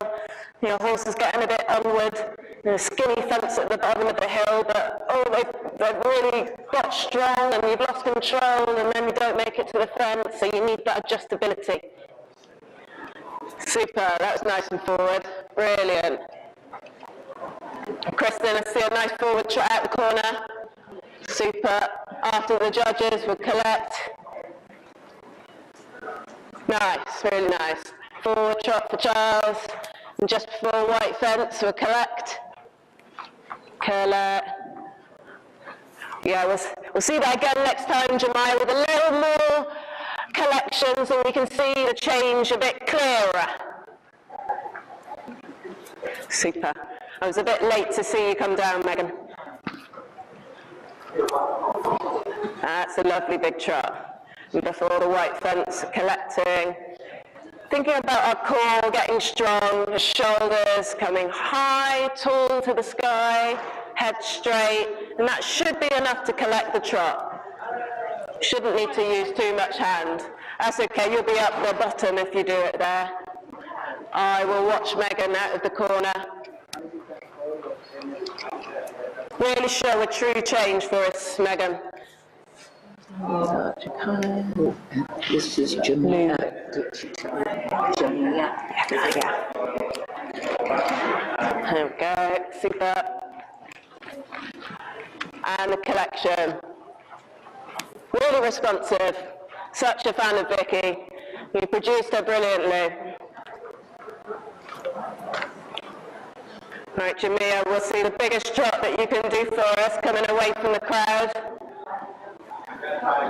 Lovely, squeezing with those soft hands. That's okay. He was really responsive. He's such a happy pony, Charles. Can't wait to see you go around with him. We see that nice big trot, Mickey. Biggest trot you can. That's it. There's the spring and the step we're looking for. Well done, Olivia. Super.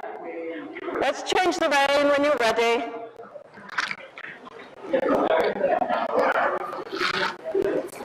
Changing the rein, and we'll find an opportunity to do the same the other way.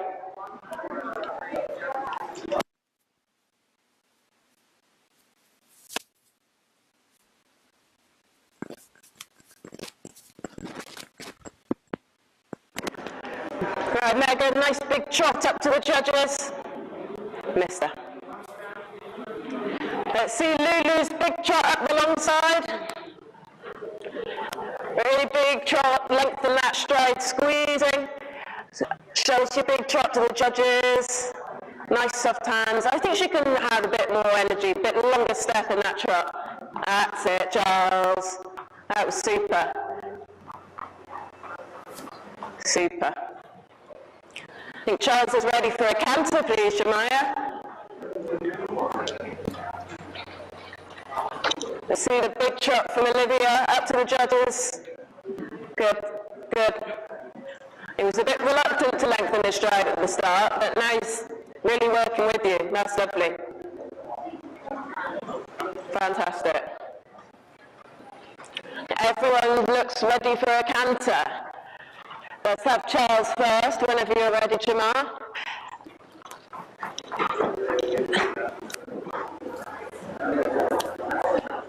And we'll continue to use the judges' side of the arena for some lengthening in the canter when you're ready.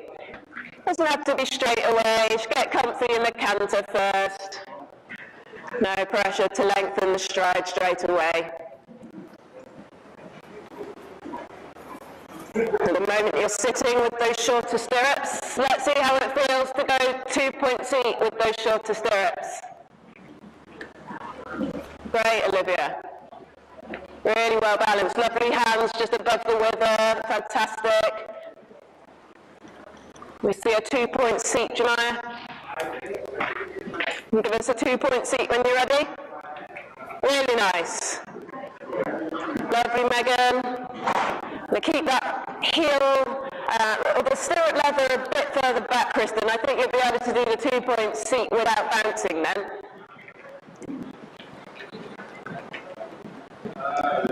Oh, lovely picture there. Forward up the next long side.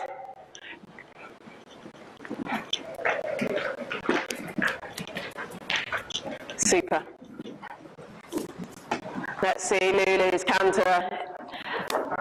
Cross-country style. On. And we'll collect. So I'd like to see it a little bit more as you come out the corner at the bottom, just so you can collect. Where is it? You dropped it, or you don't need it? Oh, cool. That's happy days. It's always nice to recognise when you don't need the whip. That's a really good decision. Lovely.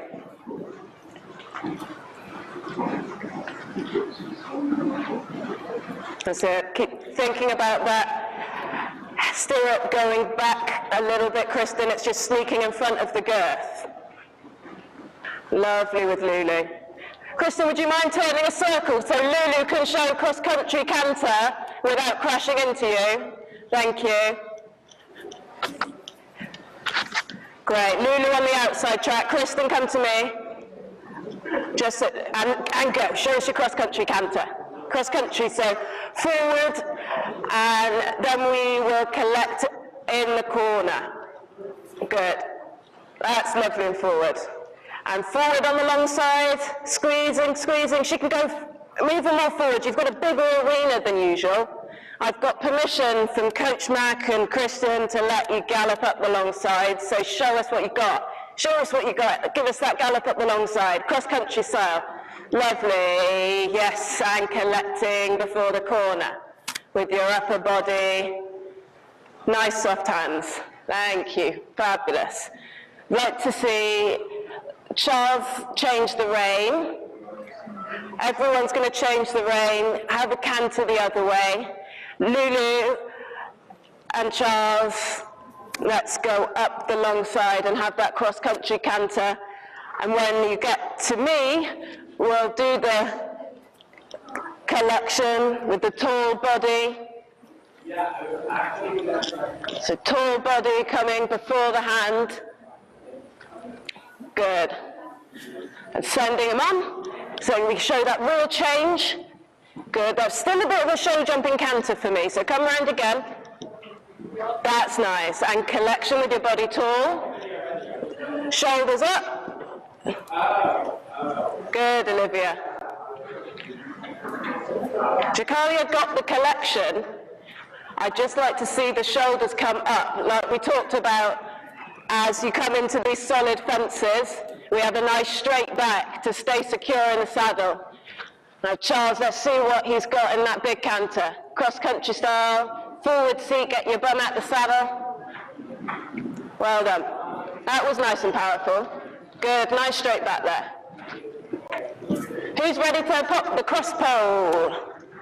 I think Charles, Lulu, Olivia, Kristen, Megan and Vicky all look ready actually. So let's come back to a walk, and Jemiah can jump the cross pole first. We were jumping it on a circle, keeping the cross-country canter in mind. So keeping that energy. That's not to say we're rushing to the fence. When you are coming round this corner with 5 strides left until the base of the fence, we're picking up our body, still with the leg on. We're not trying to kill the canter, we're not pulling, we're just picking the body up, staying straight to balance. Beautiful, absolutely perfect, well done. Why don't you change the rein and show us that on the other rein. Lulu will be next to jump the cross pole. Good, now get that nice energy in the canter. Nice big circle. Yes, bit more forward, That's it, looking at your face. Ooh, tight turn, nicely done. Nicely done. Now see if you can go a bit deeper into the arena. One more time this way. Let's give them a bit more space, a bit closer to the purple wing. I'm going to pop Lulu into canter and jump this cross pole when Charles is done. Lulu jumping it next. So big canter, big circle. Where we're going for the audience. I know all the riders know that. And when we do this course in full, it's very important that we plan with our eyes. Turning the head, we'll turn the shoulders slightly.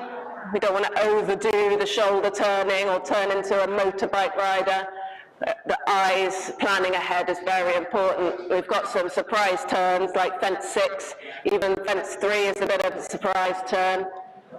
Looking ahead, that's it, more of a canter. She's almost trotting behind. Good, open her up, think light seat now, and then you've got a chance to collect closer to the fence. Show us a bit of light seat, because we're not show jumping today. Great, and think about sitting up when you are about 8 strides from the fence. And next time, come round and pop it. Keep that energy. Forward, nice long stride. So we've got a time, optimum time when you're going around the course. So if you go around in a show jumping canter, you won't get close to the time. You want to jump the fence next time. Make a nice big circle. Well done planning with those eyes. Good, hands up above the neck. Well done, lovely pop. Beautiful coming up through the wither. We'll try that the other rein, and Megan, you want to go next? Lovely. Fab. And Jamia, have a little think about the course. If you feel confident to go first, I think you've warmed up brilliantly. I think that Charles the Pony is one of my favourites on the yard. I'd love to see you go first with him. And same for you, have a little think about the course. I think you'll go second after Jamia. Yeah. That's it, bit of a bigger canter for us, Megan. Half seat, yeah. I know how adjustable Vicky is. You won't get away with doing any little canters with her. You'll be able to get her back in a jiffy. The next time round, pop the fence, just make the circle a little bit deeper, coming down towards me, so it's not so much of a jump-off turn. And think about connecting with your saddle, about 8 strides out, perfect. That's it, nice soft hands. Good, you didn't interfere at all. Something I really like about your riding, you just let them keep coming. And your mum, Kristen, it must be in your blood. Super. Olivia, would you like to have a pop?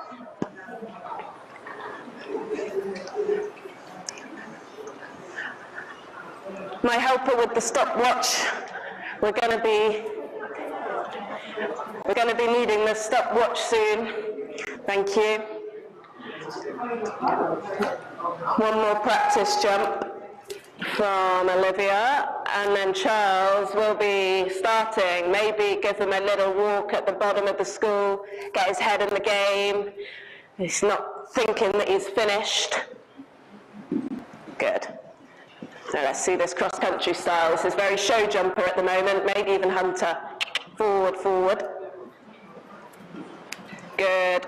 And get out of the saddle in between the fences for the true cross-country experience. Lovely pop. Let's change the rein and do it the other way. I wouldn't change a thing about that.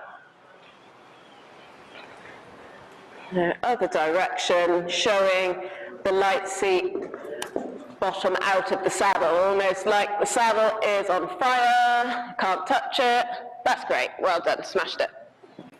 Just thumbs on top with that inside hand, you got your knuckles pointing forward there. The judges won't like that. Good, keep your eyes forward, planning your route, we're going to jump that once more.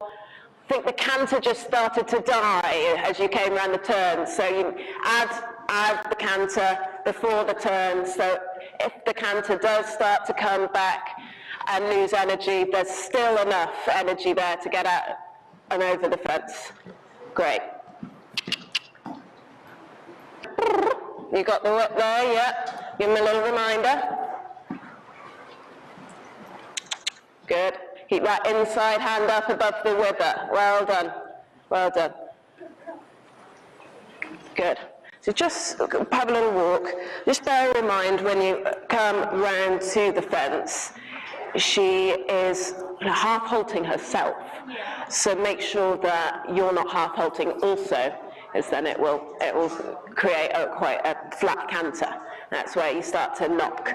But the inside hand this way was tilting like this. You've got really good, my left and right aren't great, sorry, give me a sec. A really good right hand, left hand tilted, and as it started to come down, kind of half halting without knowing. Yeah. I think part of that's the whip too, having that like in hand. Is that your favorite hand for the whip? I typically like to have it on the inside. Yeah. A lot of our turns in this course are to the right. So you might be better to have the whip in the left. But just bear in mind that hand can stay soft. Let her keep travelling. Like extra support, right? Extra support, indeed. A few people are going to jump the roll top, but thanks for your help. I'll give you a shout when we're swapping. Okay. Thank you. So Jamara and Charles, you're going to get us off to a great start. I know it. Judges, are you ready? Judges ready to see our first round from this group? Fantastic. I will give you a countdown from 30 seconds, and then I'll do like a 20, 15, 5-second warning, and you need to leave the start box on 0. I think, have a little canter. I'm just going to see if he's sweaty. No, he's really fit, Pony. Right. I will start the clock for your 30 seconds in a moment. Just get him into canter, make the most of your time. Have you got any questions? 'Cause it's not easy going first, but hopefully you watched the last people and saw how to ride the course the best. Confident? A little bit confident. That'll do. Everyone gets nervous before cross country. You give us some time.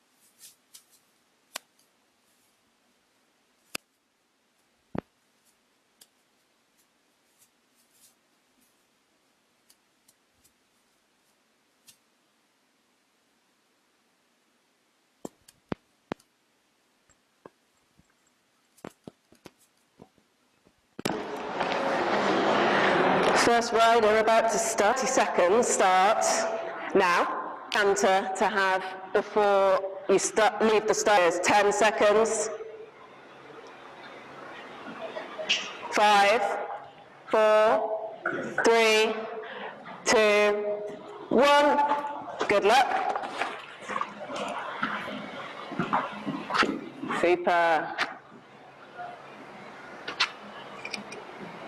Alex, you should be filming for posting. Yes, now we've got the light seat, cross-country style, I love it. Good, planning ahead with the eyes. And that outside leg supporting as well. Fantastic riding.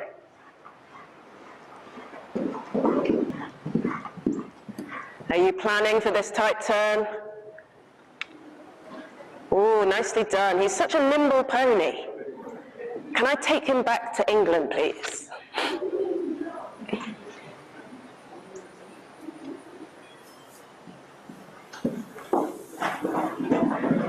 Quick thinking, very good.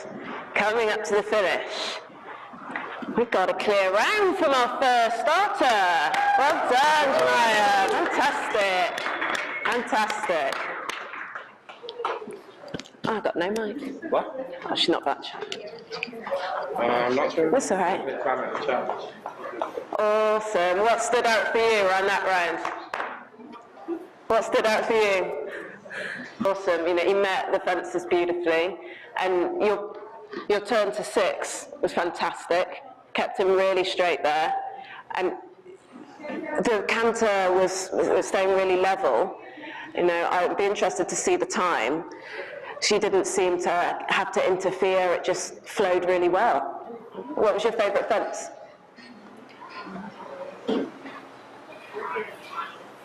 The flower pots. The flower pots. Yeah, that rode really nicely for you. Is there anything you'd change about the round? My contact. Contact. Interesting. Still on the neck. You feel like your body was on the neck, or the reins were too long? I didn't see that. You're a perfectionist. You want it all to be absolutely perfect, and a lot of riders do, but don't be too hard on yourself, because that was a lovely round. After reason? Yeah, you can go again in a bit. Well done. Thank you. Pleasure. And we've got Lulu coming up next. About to start your 30 seconds. Make sure you know where you're going. 30 seconds starts now. Got to watch that properly while she's jumping. Welcome to Baptist. We're here. After riding, which I'm getting 15 seconds. 10, 9, 8, 7, 6, 5, 4, 3, 2, 1. Good luck.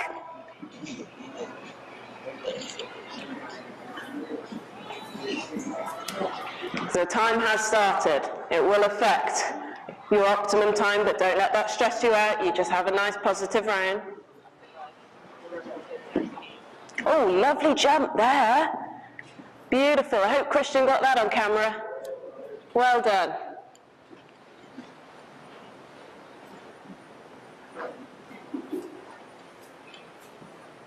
Now we're seeing the cross-country canter. Fantastic.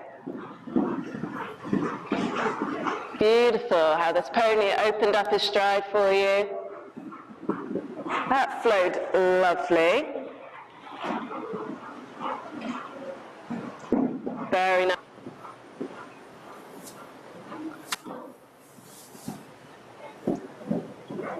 Very quick feet. These ponies are absolutely super. Oh.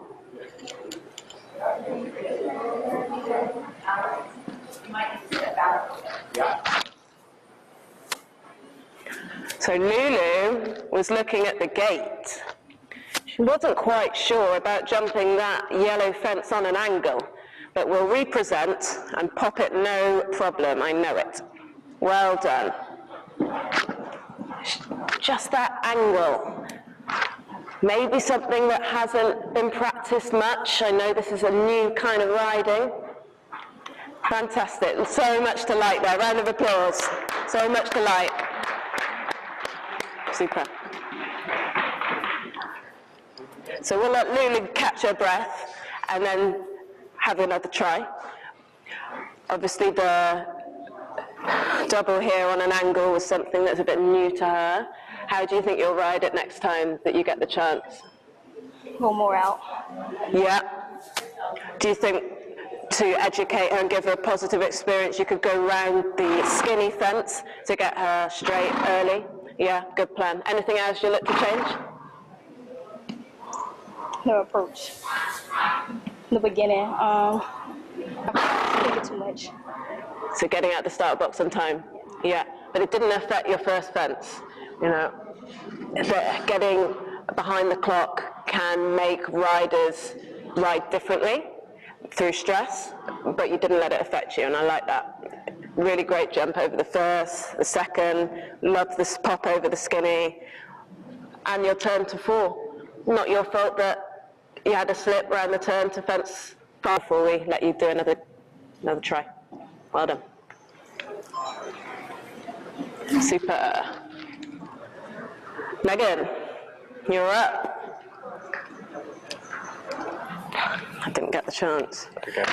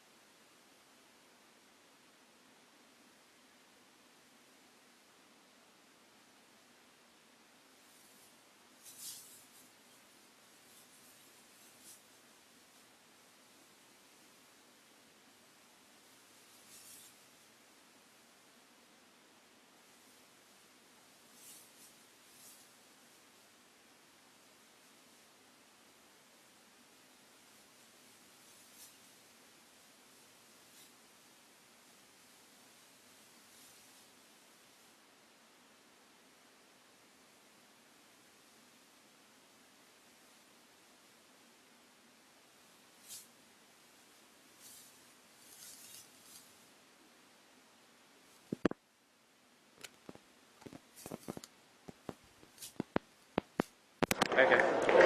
Megan, your 30 seconds starts now.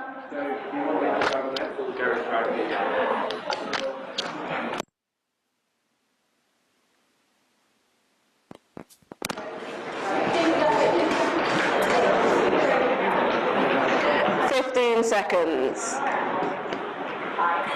It's a lovely canter, showing the half seat as well. 10, 9, 8, 7, 6, 5, 4.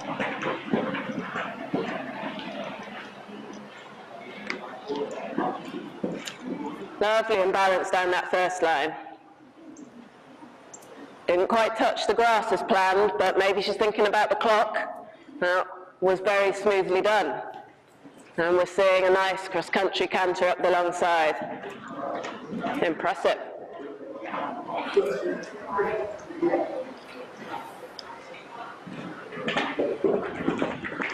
Very good planning ahead. Soon as Megan landed, eyes were on fence 5.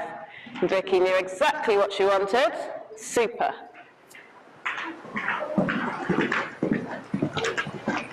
Good decision, preparing early for this tighter turn.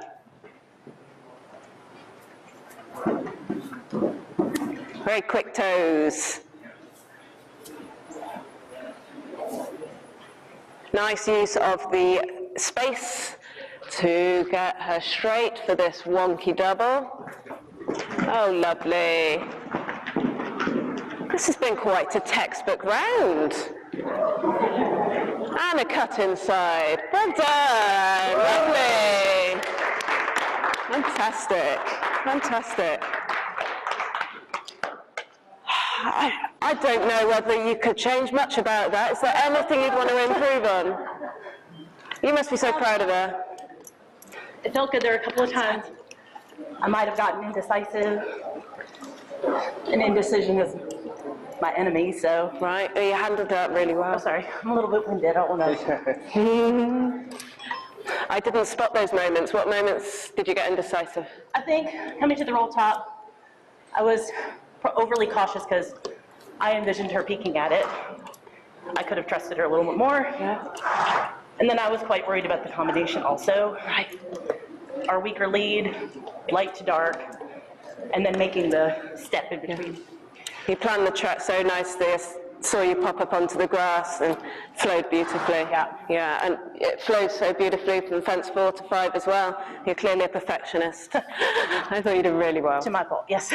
Well done. Thank you so much. Great. Great. We have Raven and Lawrence ready to help with the roll top, don't we? Thank you, guys. Okay. And thank you. Olivia, next up.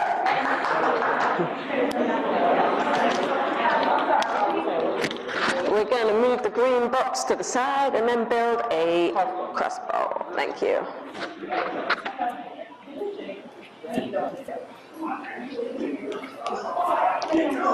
Judges, have you got the scorecards ready, judges?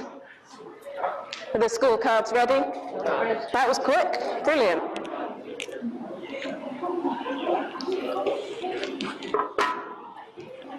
We'll start your 30 seconds shortly, Olivia.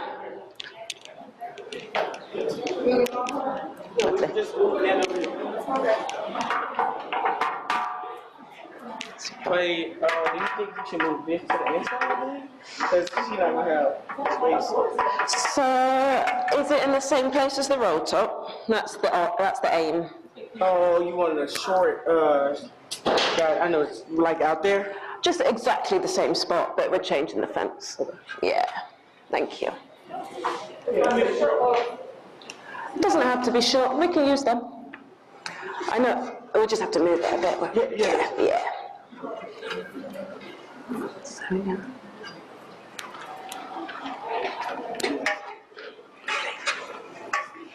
Perfect.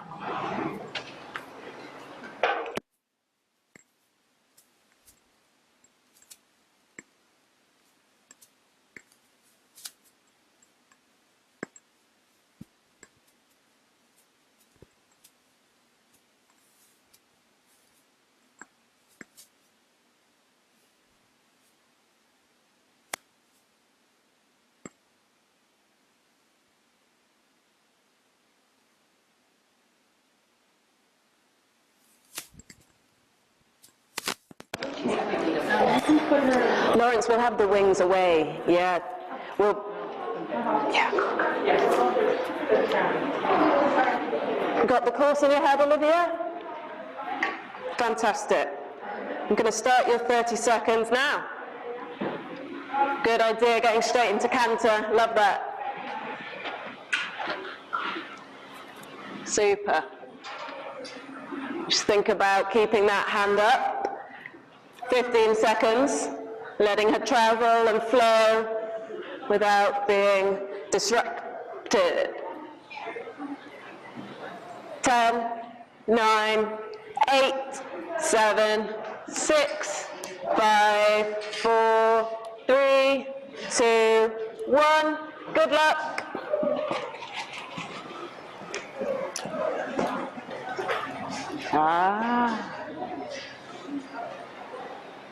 Find a good way to represent, there's no rush.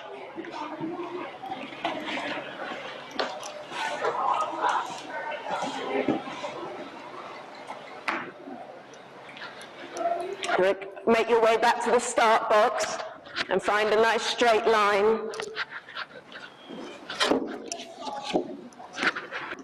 Coach Taylor, feel free to get involved. It's just a schooling round, so don't feel like you failed. It's the first time, and you'll get the chance to do it again. All learning.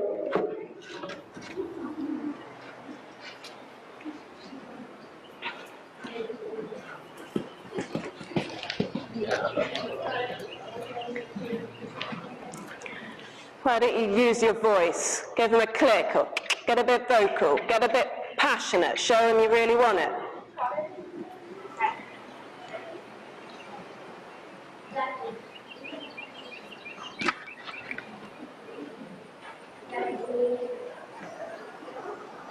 Trotting, good idea. Yeah. Trotting with a purpose. Keep short reins, keep them straight. Lovely. What a big jump that was.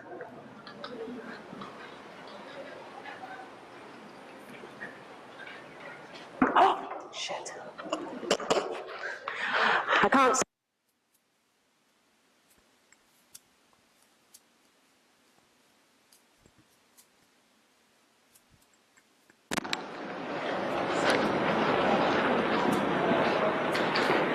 Feel free to use the cross pole as an alternative.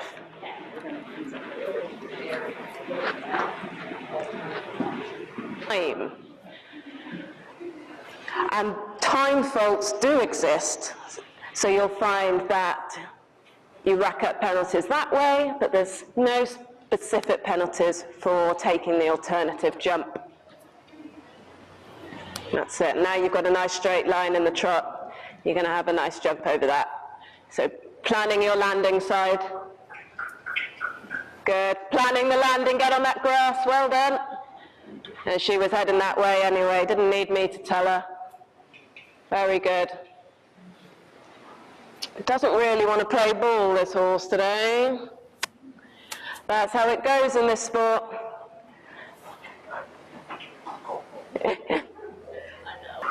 We'll find a way to finish on a positive note. We've got two fantastic coaches at the bottom. I don't feel like I need to get down there and get involved.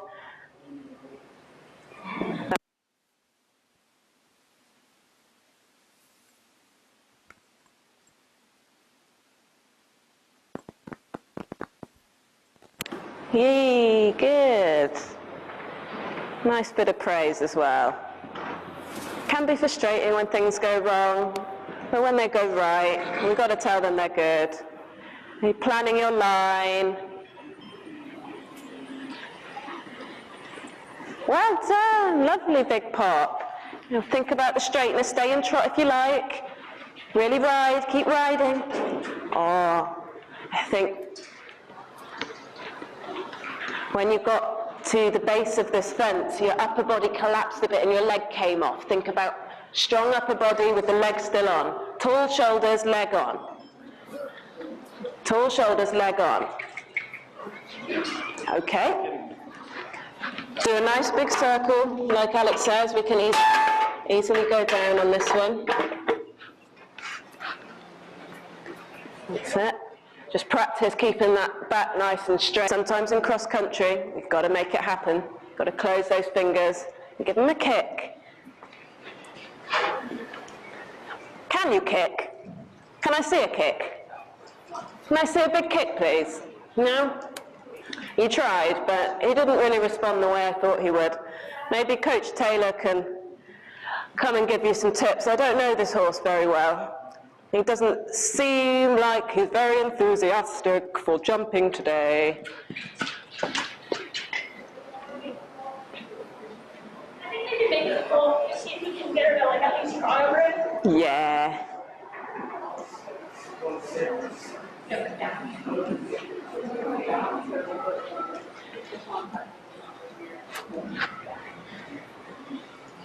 And we got fence 5, and then fence 6 is the flower pot. He's popped the flowers already, so now you can think about making that happen. You know he's good over flowers. Let's see it. Do you know where the flowers are? Oh, I thought you were about those flowers. The fence 6 is at the bottom with the flags, the double.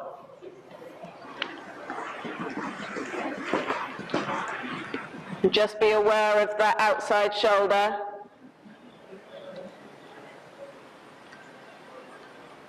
Good, and pop the second part on your own. As soon as a human isn't there to help, he takes the mick. Very frustrating when they're like that, but maybe there's more to it. Coach Taylor will look into it. Can we get you on board whilst we're waiting Yes, for them to finish on a positive note? Fantastic.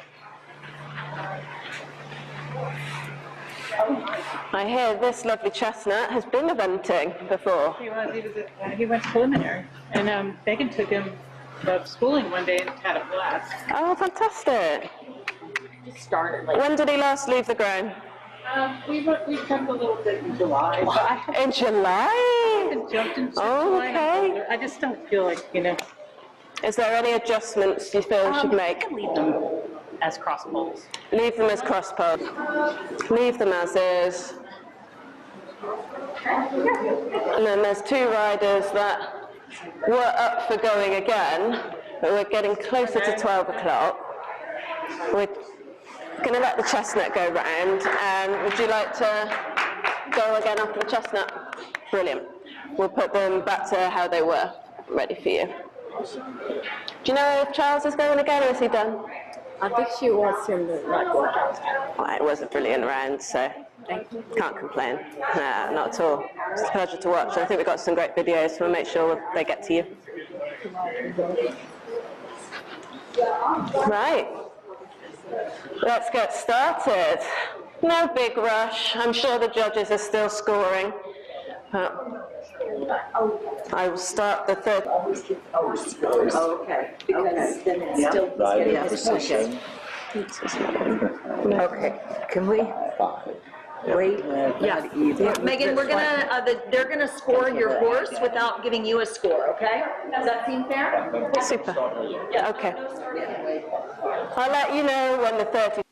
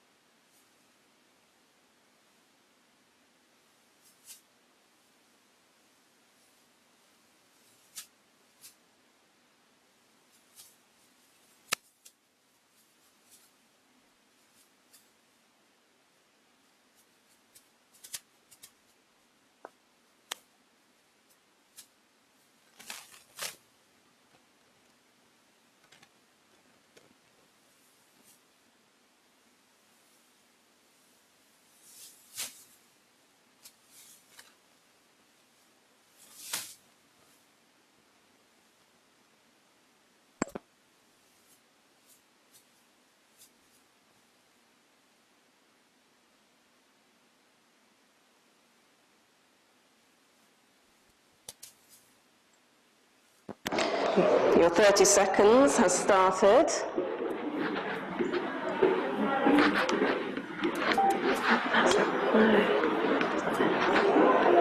"15 seconds. This is a combination we didn't expect to see today. Megan has swapped with her mum on the lovely King, who, like I said, has been eventing before. 10, 9, 8, 7.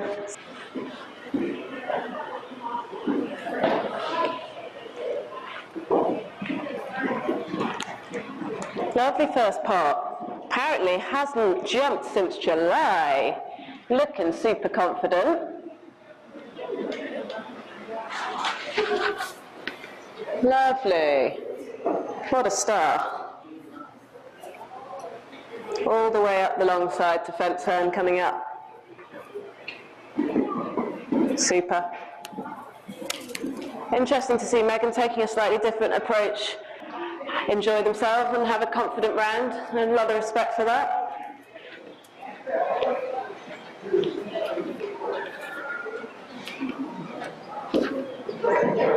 Oh, lovely. Really trying his heart out.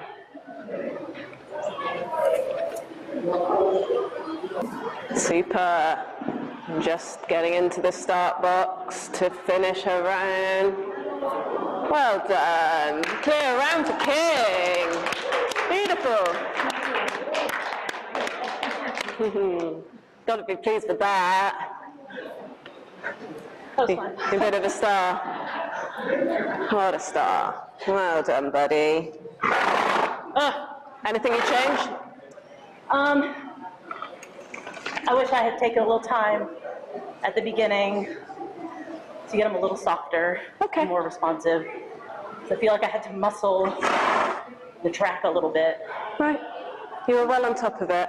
And I love the approach to fence 6. You just made that super smooth. And I think you aim to do the same at fence 7, maybe just overpulled. Yep. But, you know, he had a really positive experience and kept the poles up. Well done. He gets on. Really takes you to the jump. Yeah. Really. Point him. So that was a great decision from you guys, letting him have a try at that. Wendy's going to have another round now. Wendy, if you remember, had a run out at fence 7, so they know what to change. And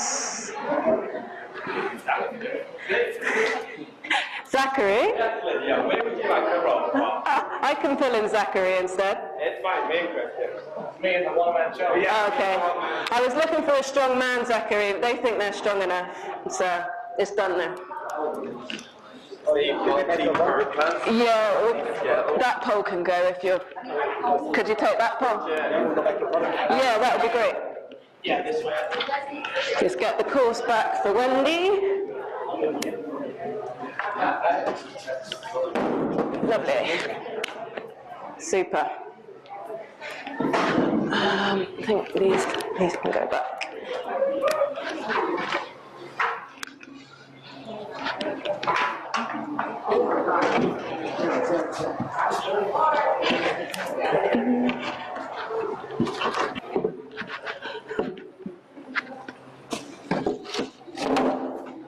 Cool.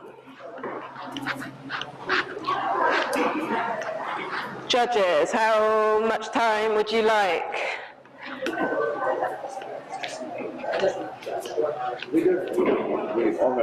Yeah, she's already scored. Can I start your 30 seconds? 30 seconds starts now. Oh, thanks so much. My Starbucks receipt.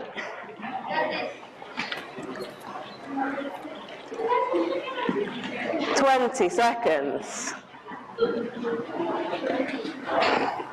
15. This canter's not looking quite as forward as it was before. 10 seconds. You've got 10 seconds to change it.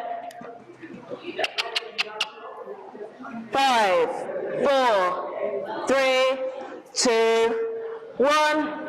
Good luck.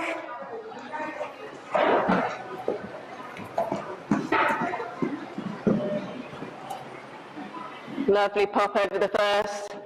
Wow, this pony jumps. Great line.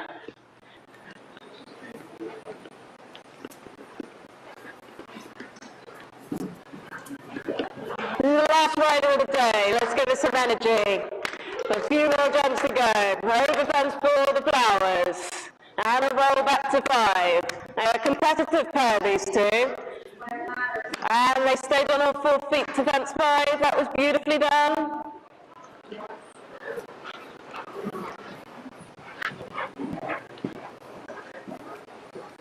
Super.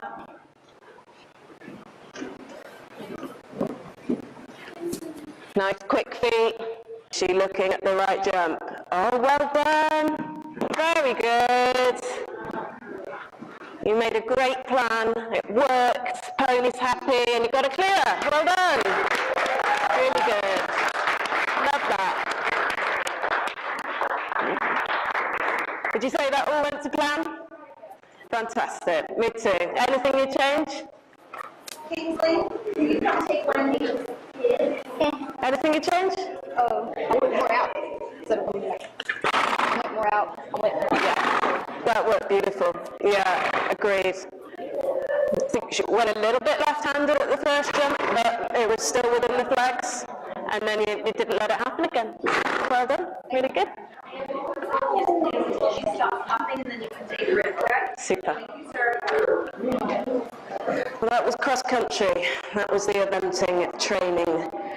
Apparently I'm riding later, so if you could all be kind to me, that would be great. Very thirsty now.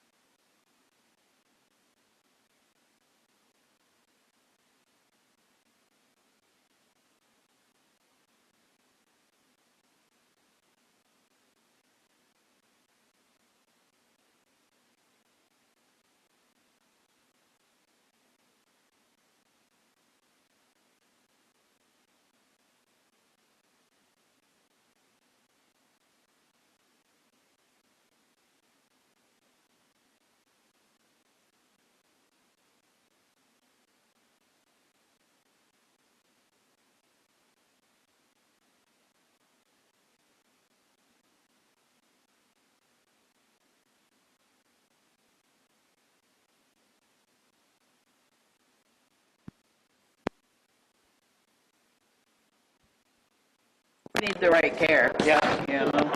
Hello? No. Yeah, I had 2 of them that jumped Grand Prix through 18. And the one had been on the Hello? Hello? Hello? through 6. Hello? Hello? Yeah. 1, 2, 3. You might have to restart that one. Push on off one more time, and then it should automatically switch to AUX. Okay. Hello? Hello? Hello? Hello? Yeah, perfect. Okay. Can you hear me now? Everyone down there? Yeah, you remember Dollar Girl? She went. Oh, yeah. Went 24. She still went to Olympia. Oh, I know. And the Brits had so many horses. I know John one time had a string that totaled something like 65 years. Yeah. You know, between 3 horses. I mean, it was amazing. And because Wellham went for a long time, and Old Chestnut won, whatever his name was, and you know. So can you all down in the corner hear me now? Yes or no? Okay. Can you raise the volume a little bit then, if you can't hear me? She don't want it that loud, just because. Okay. You hear me better now? No response. Hello? Hello? Okay, I think that's okay, yeah. Well, we're going to talk a little bit also about the clarity of the rhythm, because the first step on the pyramid is rhythm, and it's a lot of confusion what is rhythm and what is tempo. In the dressage world, we're very clear when we talk about rhythm that it's the clarity of the horse's gaits, that they have correct beats. And you probably know that walk has a 4-beat, trot has a 2-beat, and canter has a 3-beat. And most of the time, there's no problem with the beat. There's sometimes we can see a little bit of a lateral walk, and we can see a little 4-beat canter, and even a lateral canter. But it's less common. It's more common that the horses have a kind of clear rhythm. And if you guys can just walk on a long rein, tracking left, and then I want you guys to kind of look at the horse's legs while they're walking. And if we're going to look at the beat, and they start with the right hind leg, then the right front leg is going to be the next leg, and left hind leg, the third leg, and the left front, the last leg, and then they start over again. And we talk about that we want to see a clear V. So on each side, if you look at the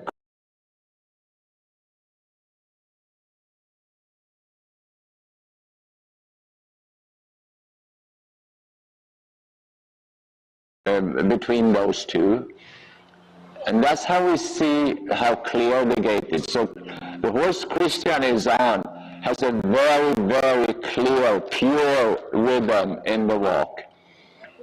And the gray horse Lisa is on is still also clear walk, but not as crisp as Christian's horse. Lydia's horse also clear. And then we have a very clear rhythm again with the McGuire's horse. We see that V very, very, very clearly. What we're also looking at in the walk, we want the horse to cover ground. We talk about overstep, over tracking. And that means that the hind leg's footfall is going to land in front of the front leg's footfall. So if you look at that, then you can see how long that overstride is. And Christian has a moderate overstride.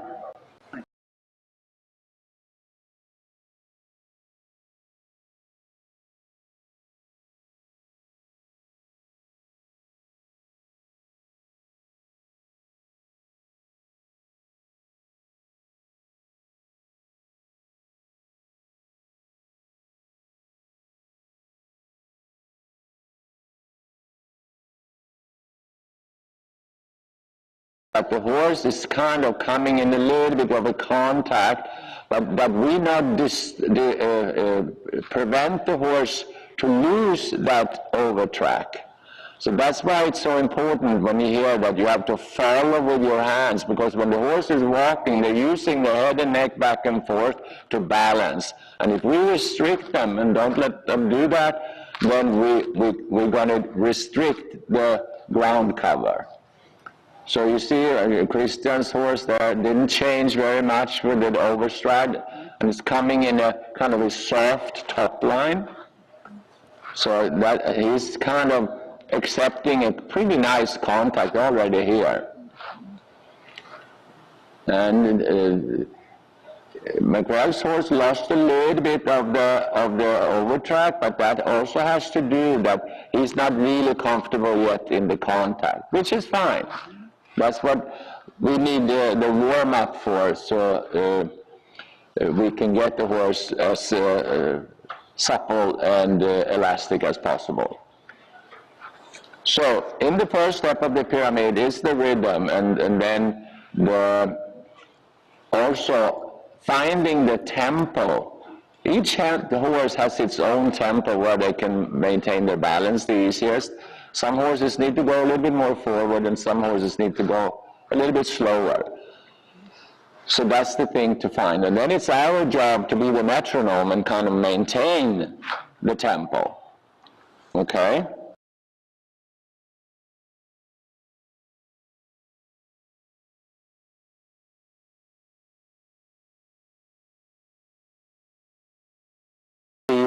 That it's a 2-beat movement, and it's a diagonal pair. So the one hind leg and the opposite front leg is landing at the same time.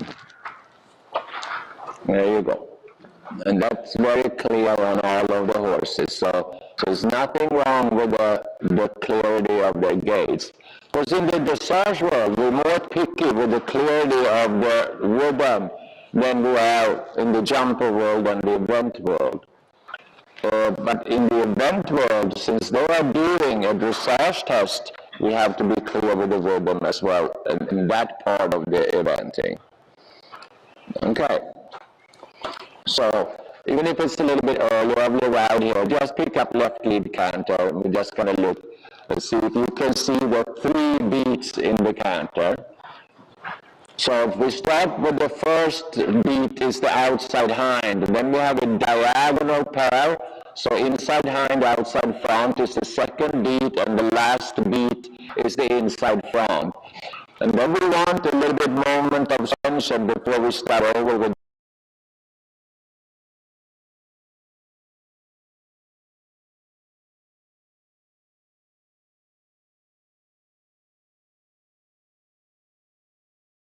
to trot,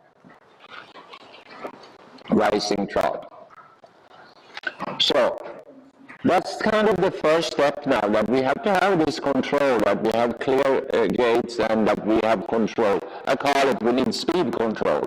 Each horse has its own speed.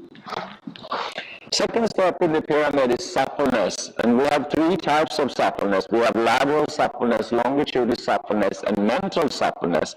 If we have a horse that's really nervous and tense, we need to try to figure out how to get that horse a little bit more relaxed before we can really address the lateral and longitudinal suppleness.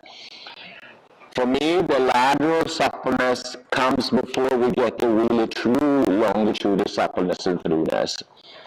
And that means that we have to be able to kind of get the horse to accept bend and flexion.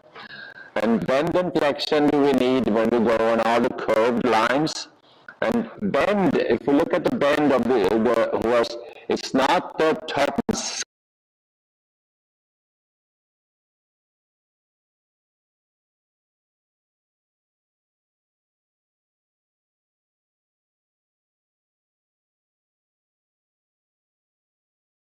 And that opens the door so we can control where the inside hind legs goes.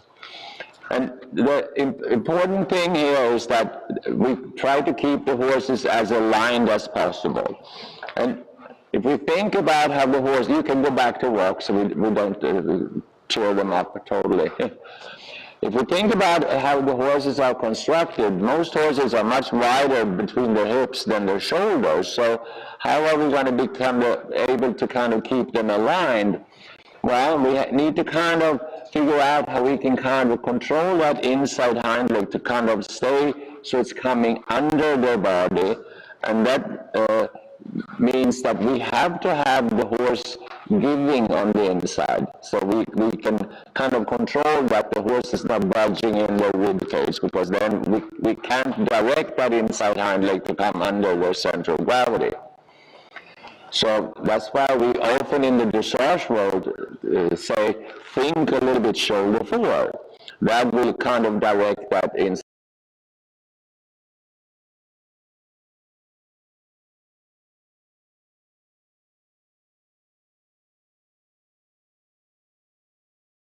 Not we who take the contact, it's the horse that takes the contact. And the contact comes from a supple horse. If we have a laterally and longitudinally supple horse, they prefer actually to take contact. It makes them more secure and be able to kind of more clearly understand when we have a communication with them that we want, what we want them to do. These three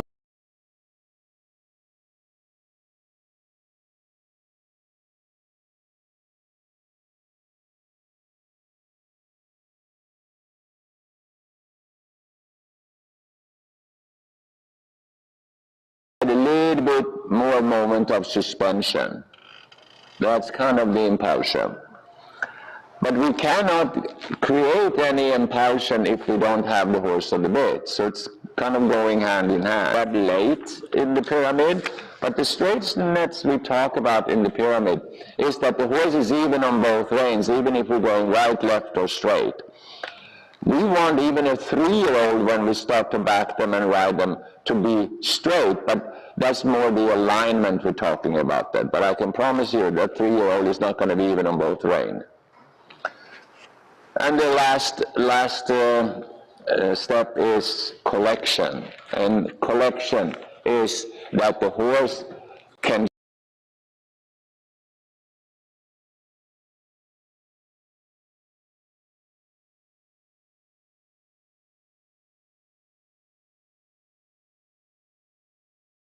there.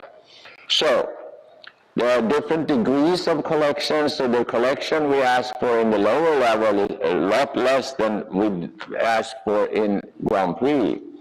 And I would say it's a building process to build more and more collection. And it takes minimum 5 years to train a horse from we start to ride them to get to Grand Prix. And that is if they're staying healthy and we are good riders all the time. So it's really kind of a process. Okay, so pick up your reins again. And this is important for me even. I started as a jumper rider, and I have many years being a jumper rider. And where I come from, we rode actually dressage on our jumper horses, but we didn't call it that because that was like watching paint dry. So we call it flat work, like you do here, but it's the same principle. You know, we want the horse to kind of be engaged and have the hind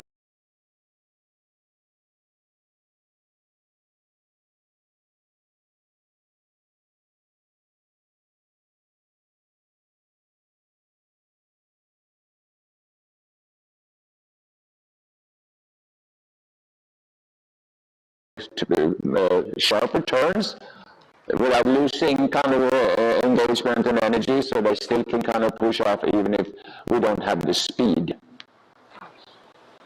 Okay, so pick up your reins again. And trot, rising trot. And when we start to kind of work the horse, it's a little bit to kind of touch a little bit more and more engagement. It's a little bit like we have to increase our forward ace, but also at the same time figure out how can I kind of contain some of this energy? Because I don't want all this energy to just run out in the front. Because that containment of the energy is what brings the hind legs to come more under the center of gravity.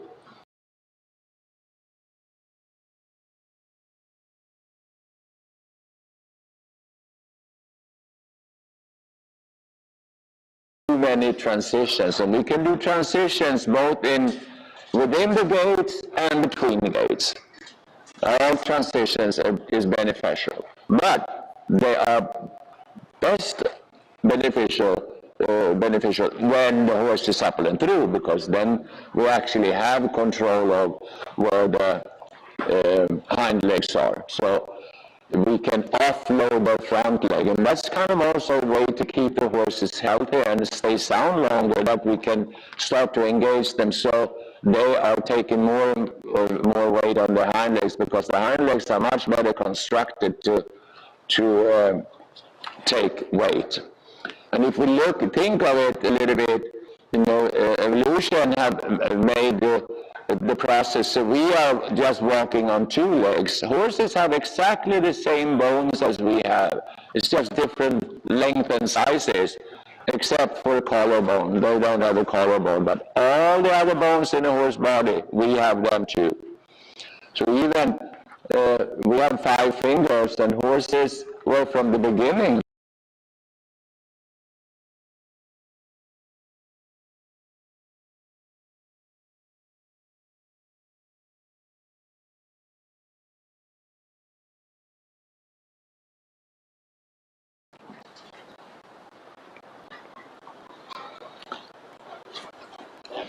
And when we talk about bend, I'm very picky with my students that they can flex the horse in the pole, because that will control the inside shoulder. So the inside rein becomes kind of the directing rein.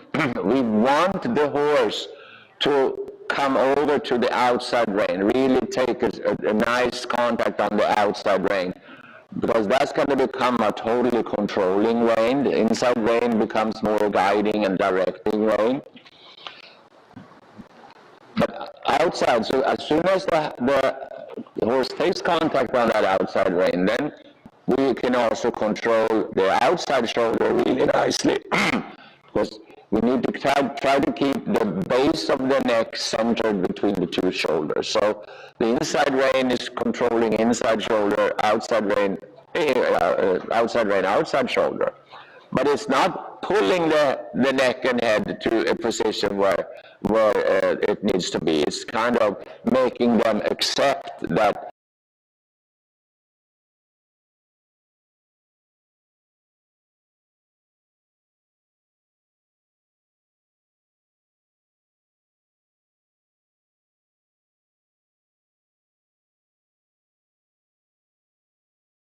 background. Lisa, I think your reins are a little long. You need to have it. You give him a chance to kind of feel your hands. It's not that you're going to hold him, but if you have the reins kind of loopy and not consistently stretched, then your communication is a little bit more complicated. Good. And I want you to sit the canter now, like you were dressage riders.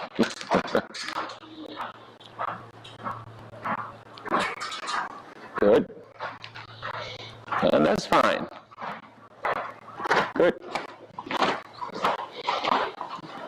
There you go. Now transition to trot. There you go. That's fine.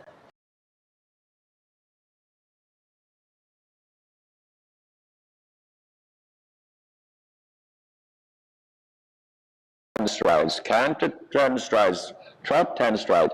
That's giving you a lot of transitions and really kind of work on the rider's timing to get that happen. Good. Okay, now go into a 2-point seat. So, yeah. There you go. Good.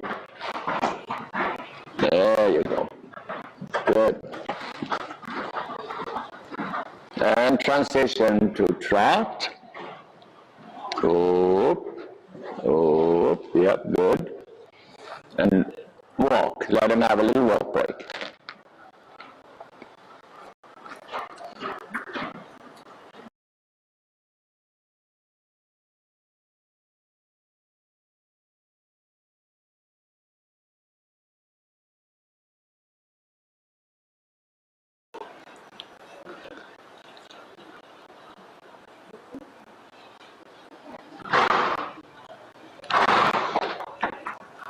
And I know you don't know what we're going to end doing here today, but I'm going to tell you very soon.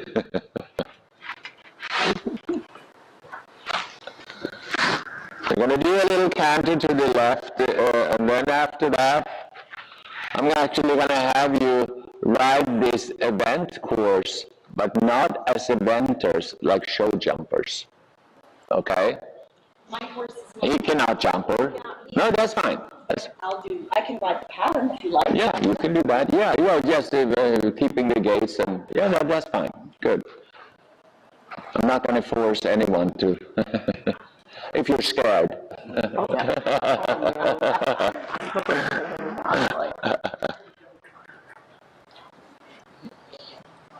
Okay, so pick up your reins again. But I think it's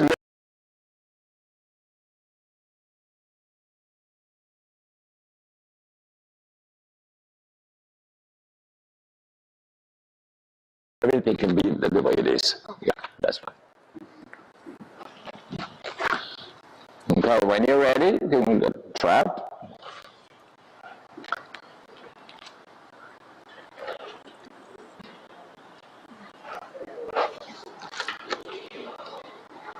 Good.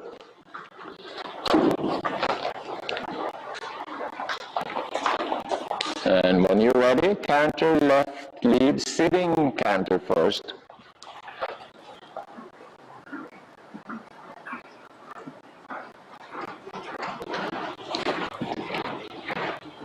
Good. And we do 2 point.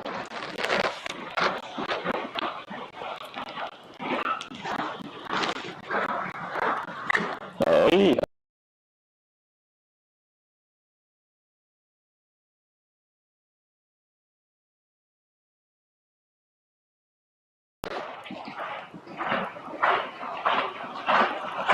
Good. Okay. And transition to trap. And then when we're working on a little bit lengthenings in the canter, it's really good to kind of utilize the next upcoming corner and do a circle and let the circle bring the horse back so it's not coming back from your hands. So a 10-meter circle is excellent way of bringing the horse back in balance. Okay, transition to walk. And Krista, I'm going to have you starting to do this little event course. Do you remember the pattern? Okay. Hmm? Yeah. So your others can just, you know where he's going to go, so you just stay away.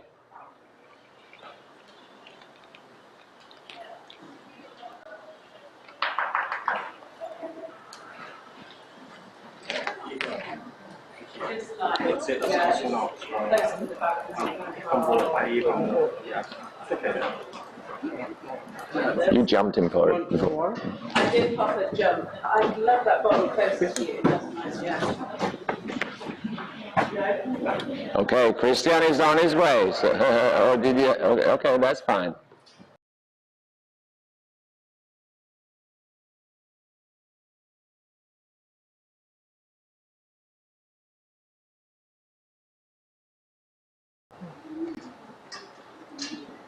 Now you're like an event rider, or a jump off, or a jump off.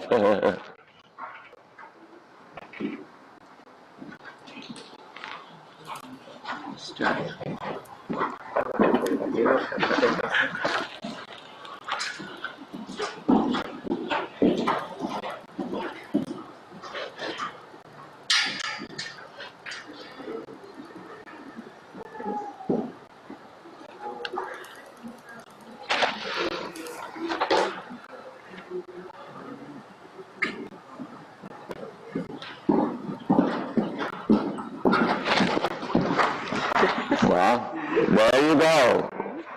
Good job, Christian. Well, that was a good, very good example how you want it to look. And with that balance all the time, full control over the horse. So,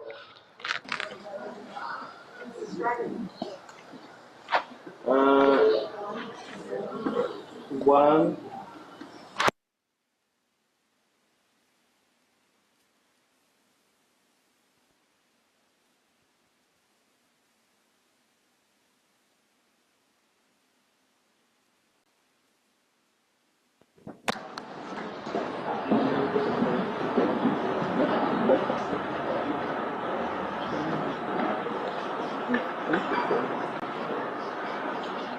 oh. And like a little. That's okay. I've had riders that bought horses because they didn't draw their necks. Too spooky at the restaurant. Cool. Used to be they didn't do it because they'd use bamboo on them.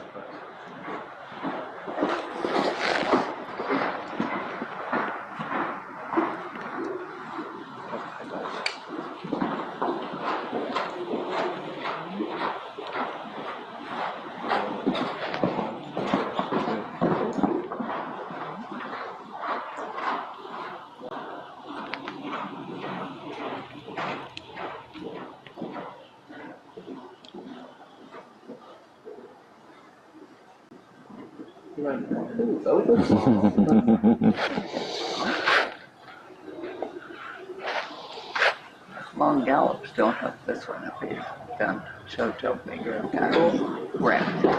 Nice rope.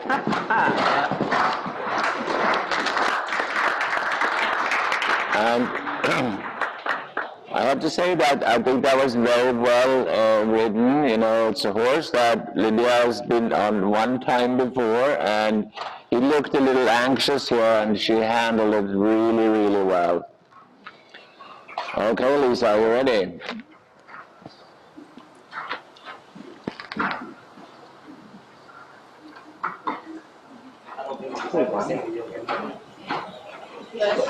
Those two jumps were quite exuberant. I didn't help my body really. The gallops didn't help. They said, oh, it's fun to do the gallop.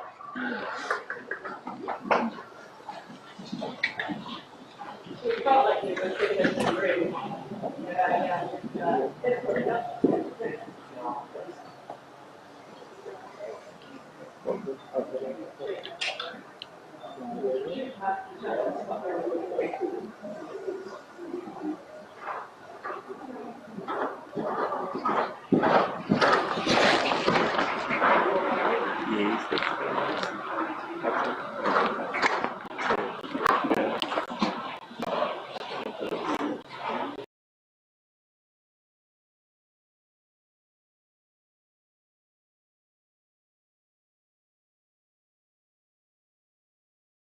That's right. Frankie Slowtop always rode at the very long range, and 90% of the time, but he had a big soft leg. Long range. Exactly.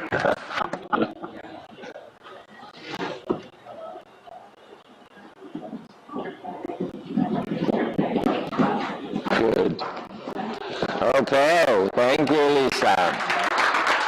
So here we have seen now, you know, 3 well-written courses, and as I said earlier, it's good for you to watch good riding now and then, because we can get a lot of inspiration, and we also can get some clarity what it is we're looking for. Okay, thank you, everyone.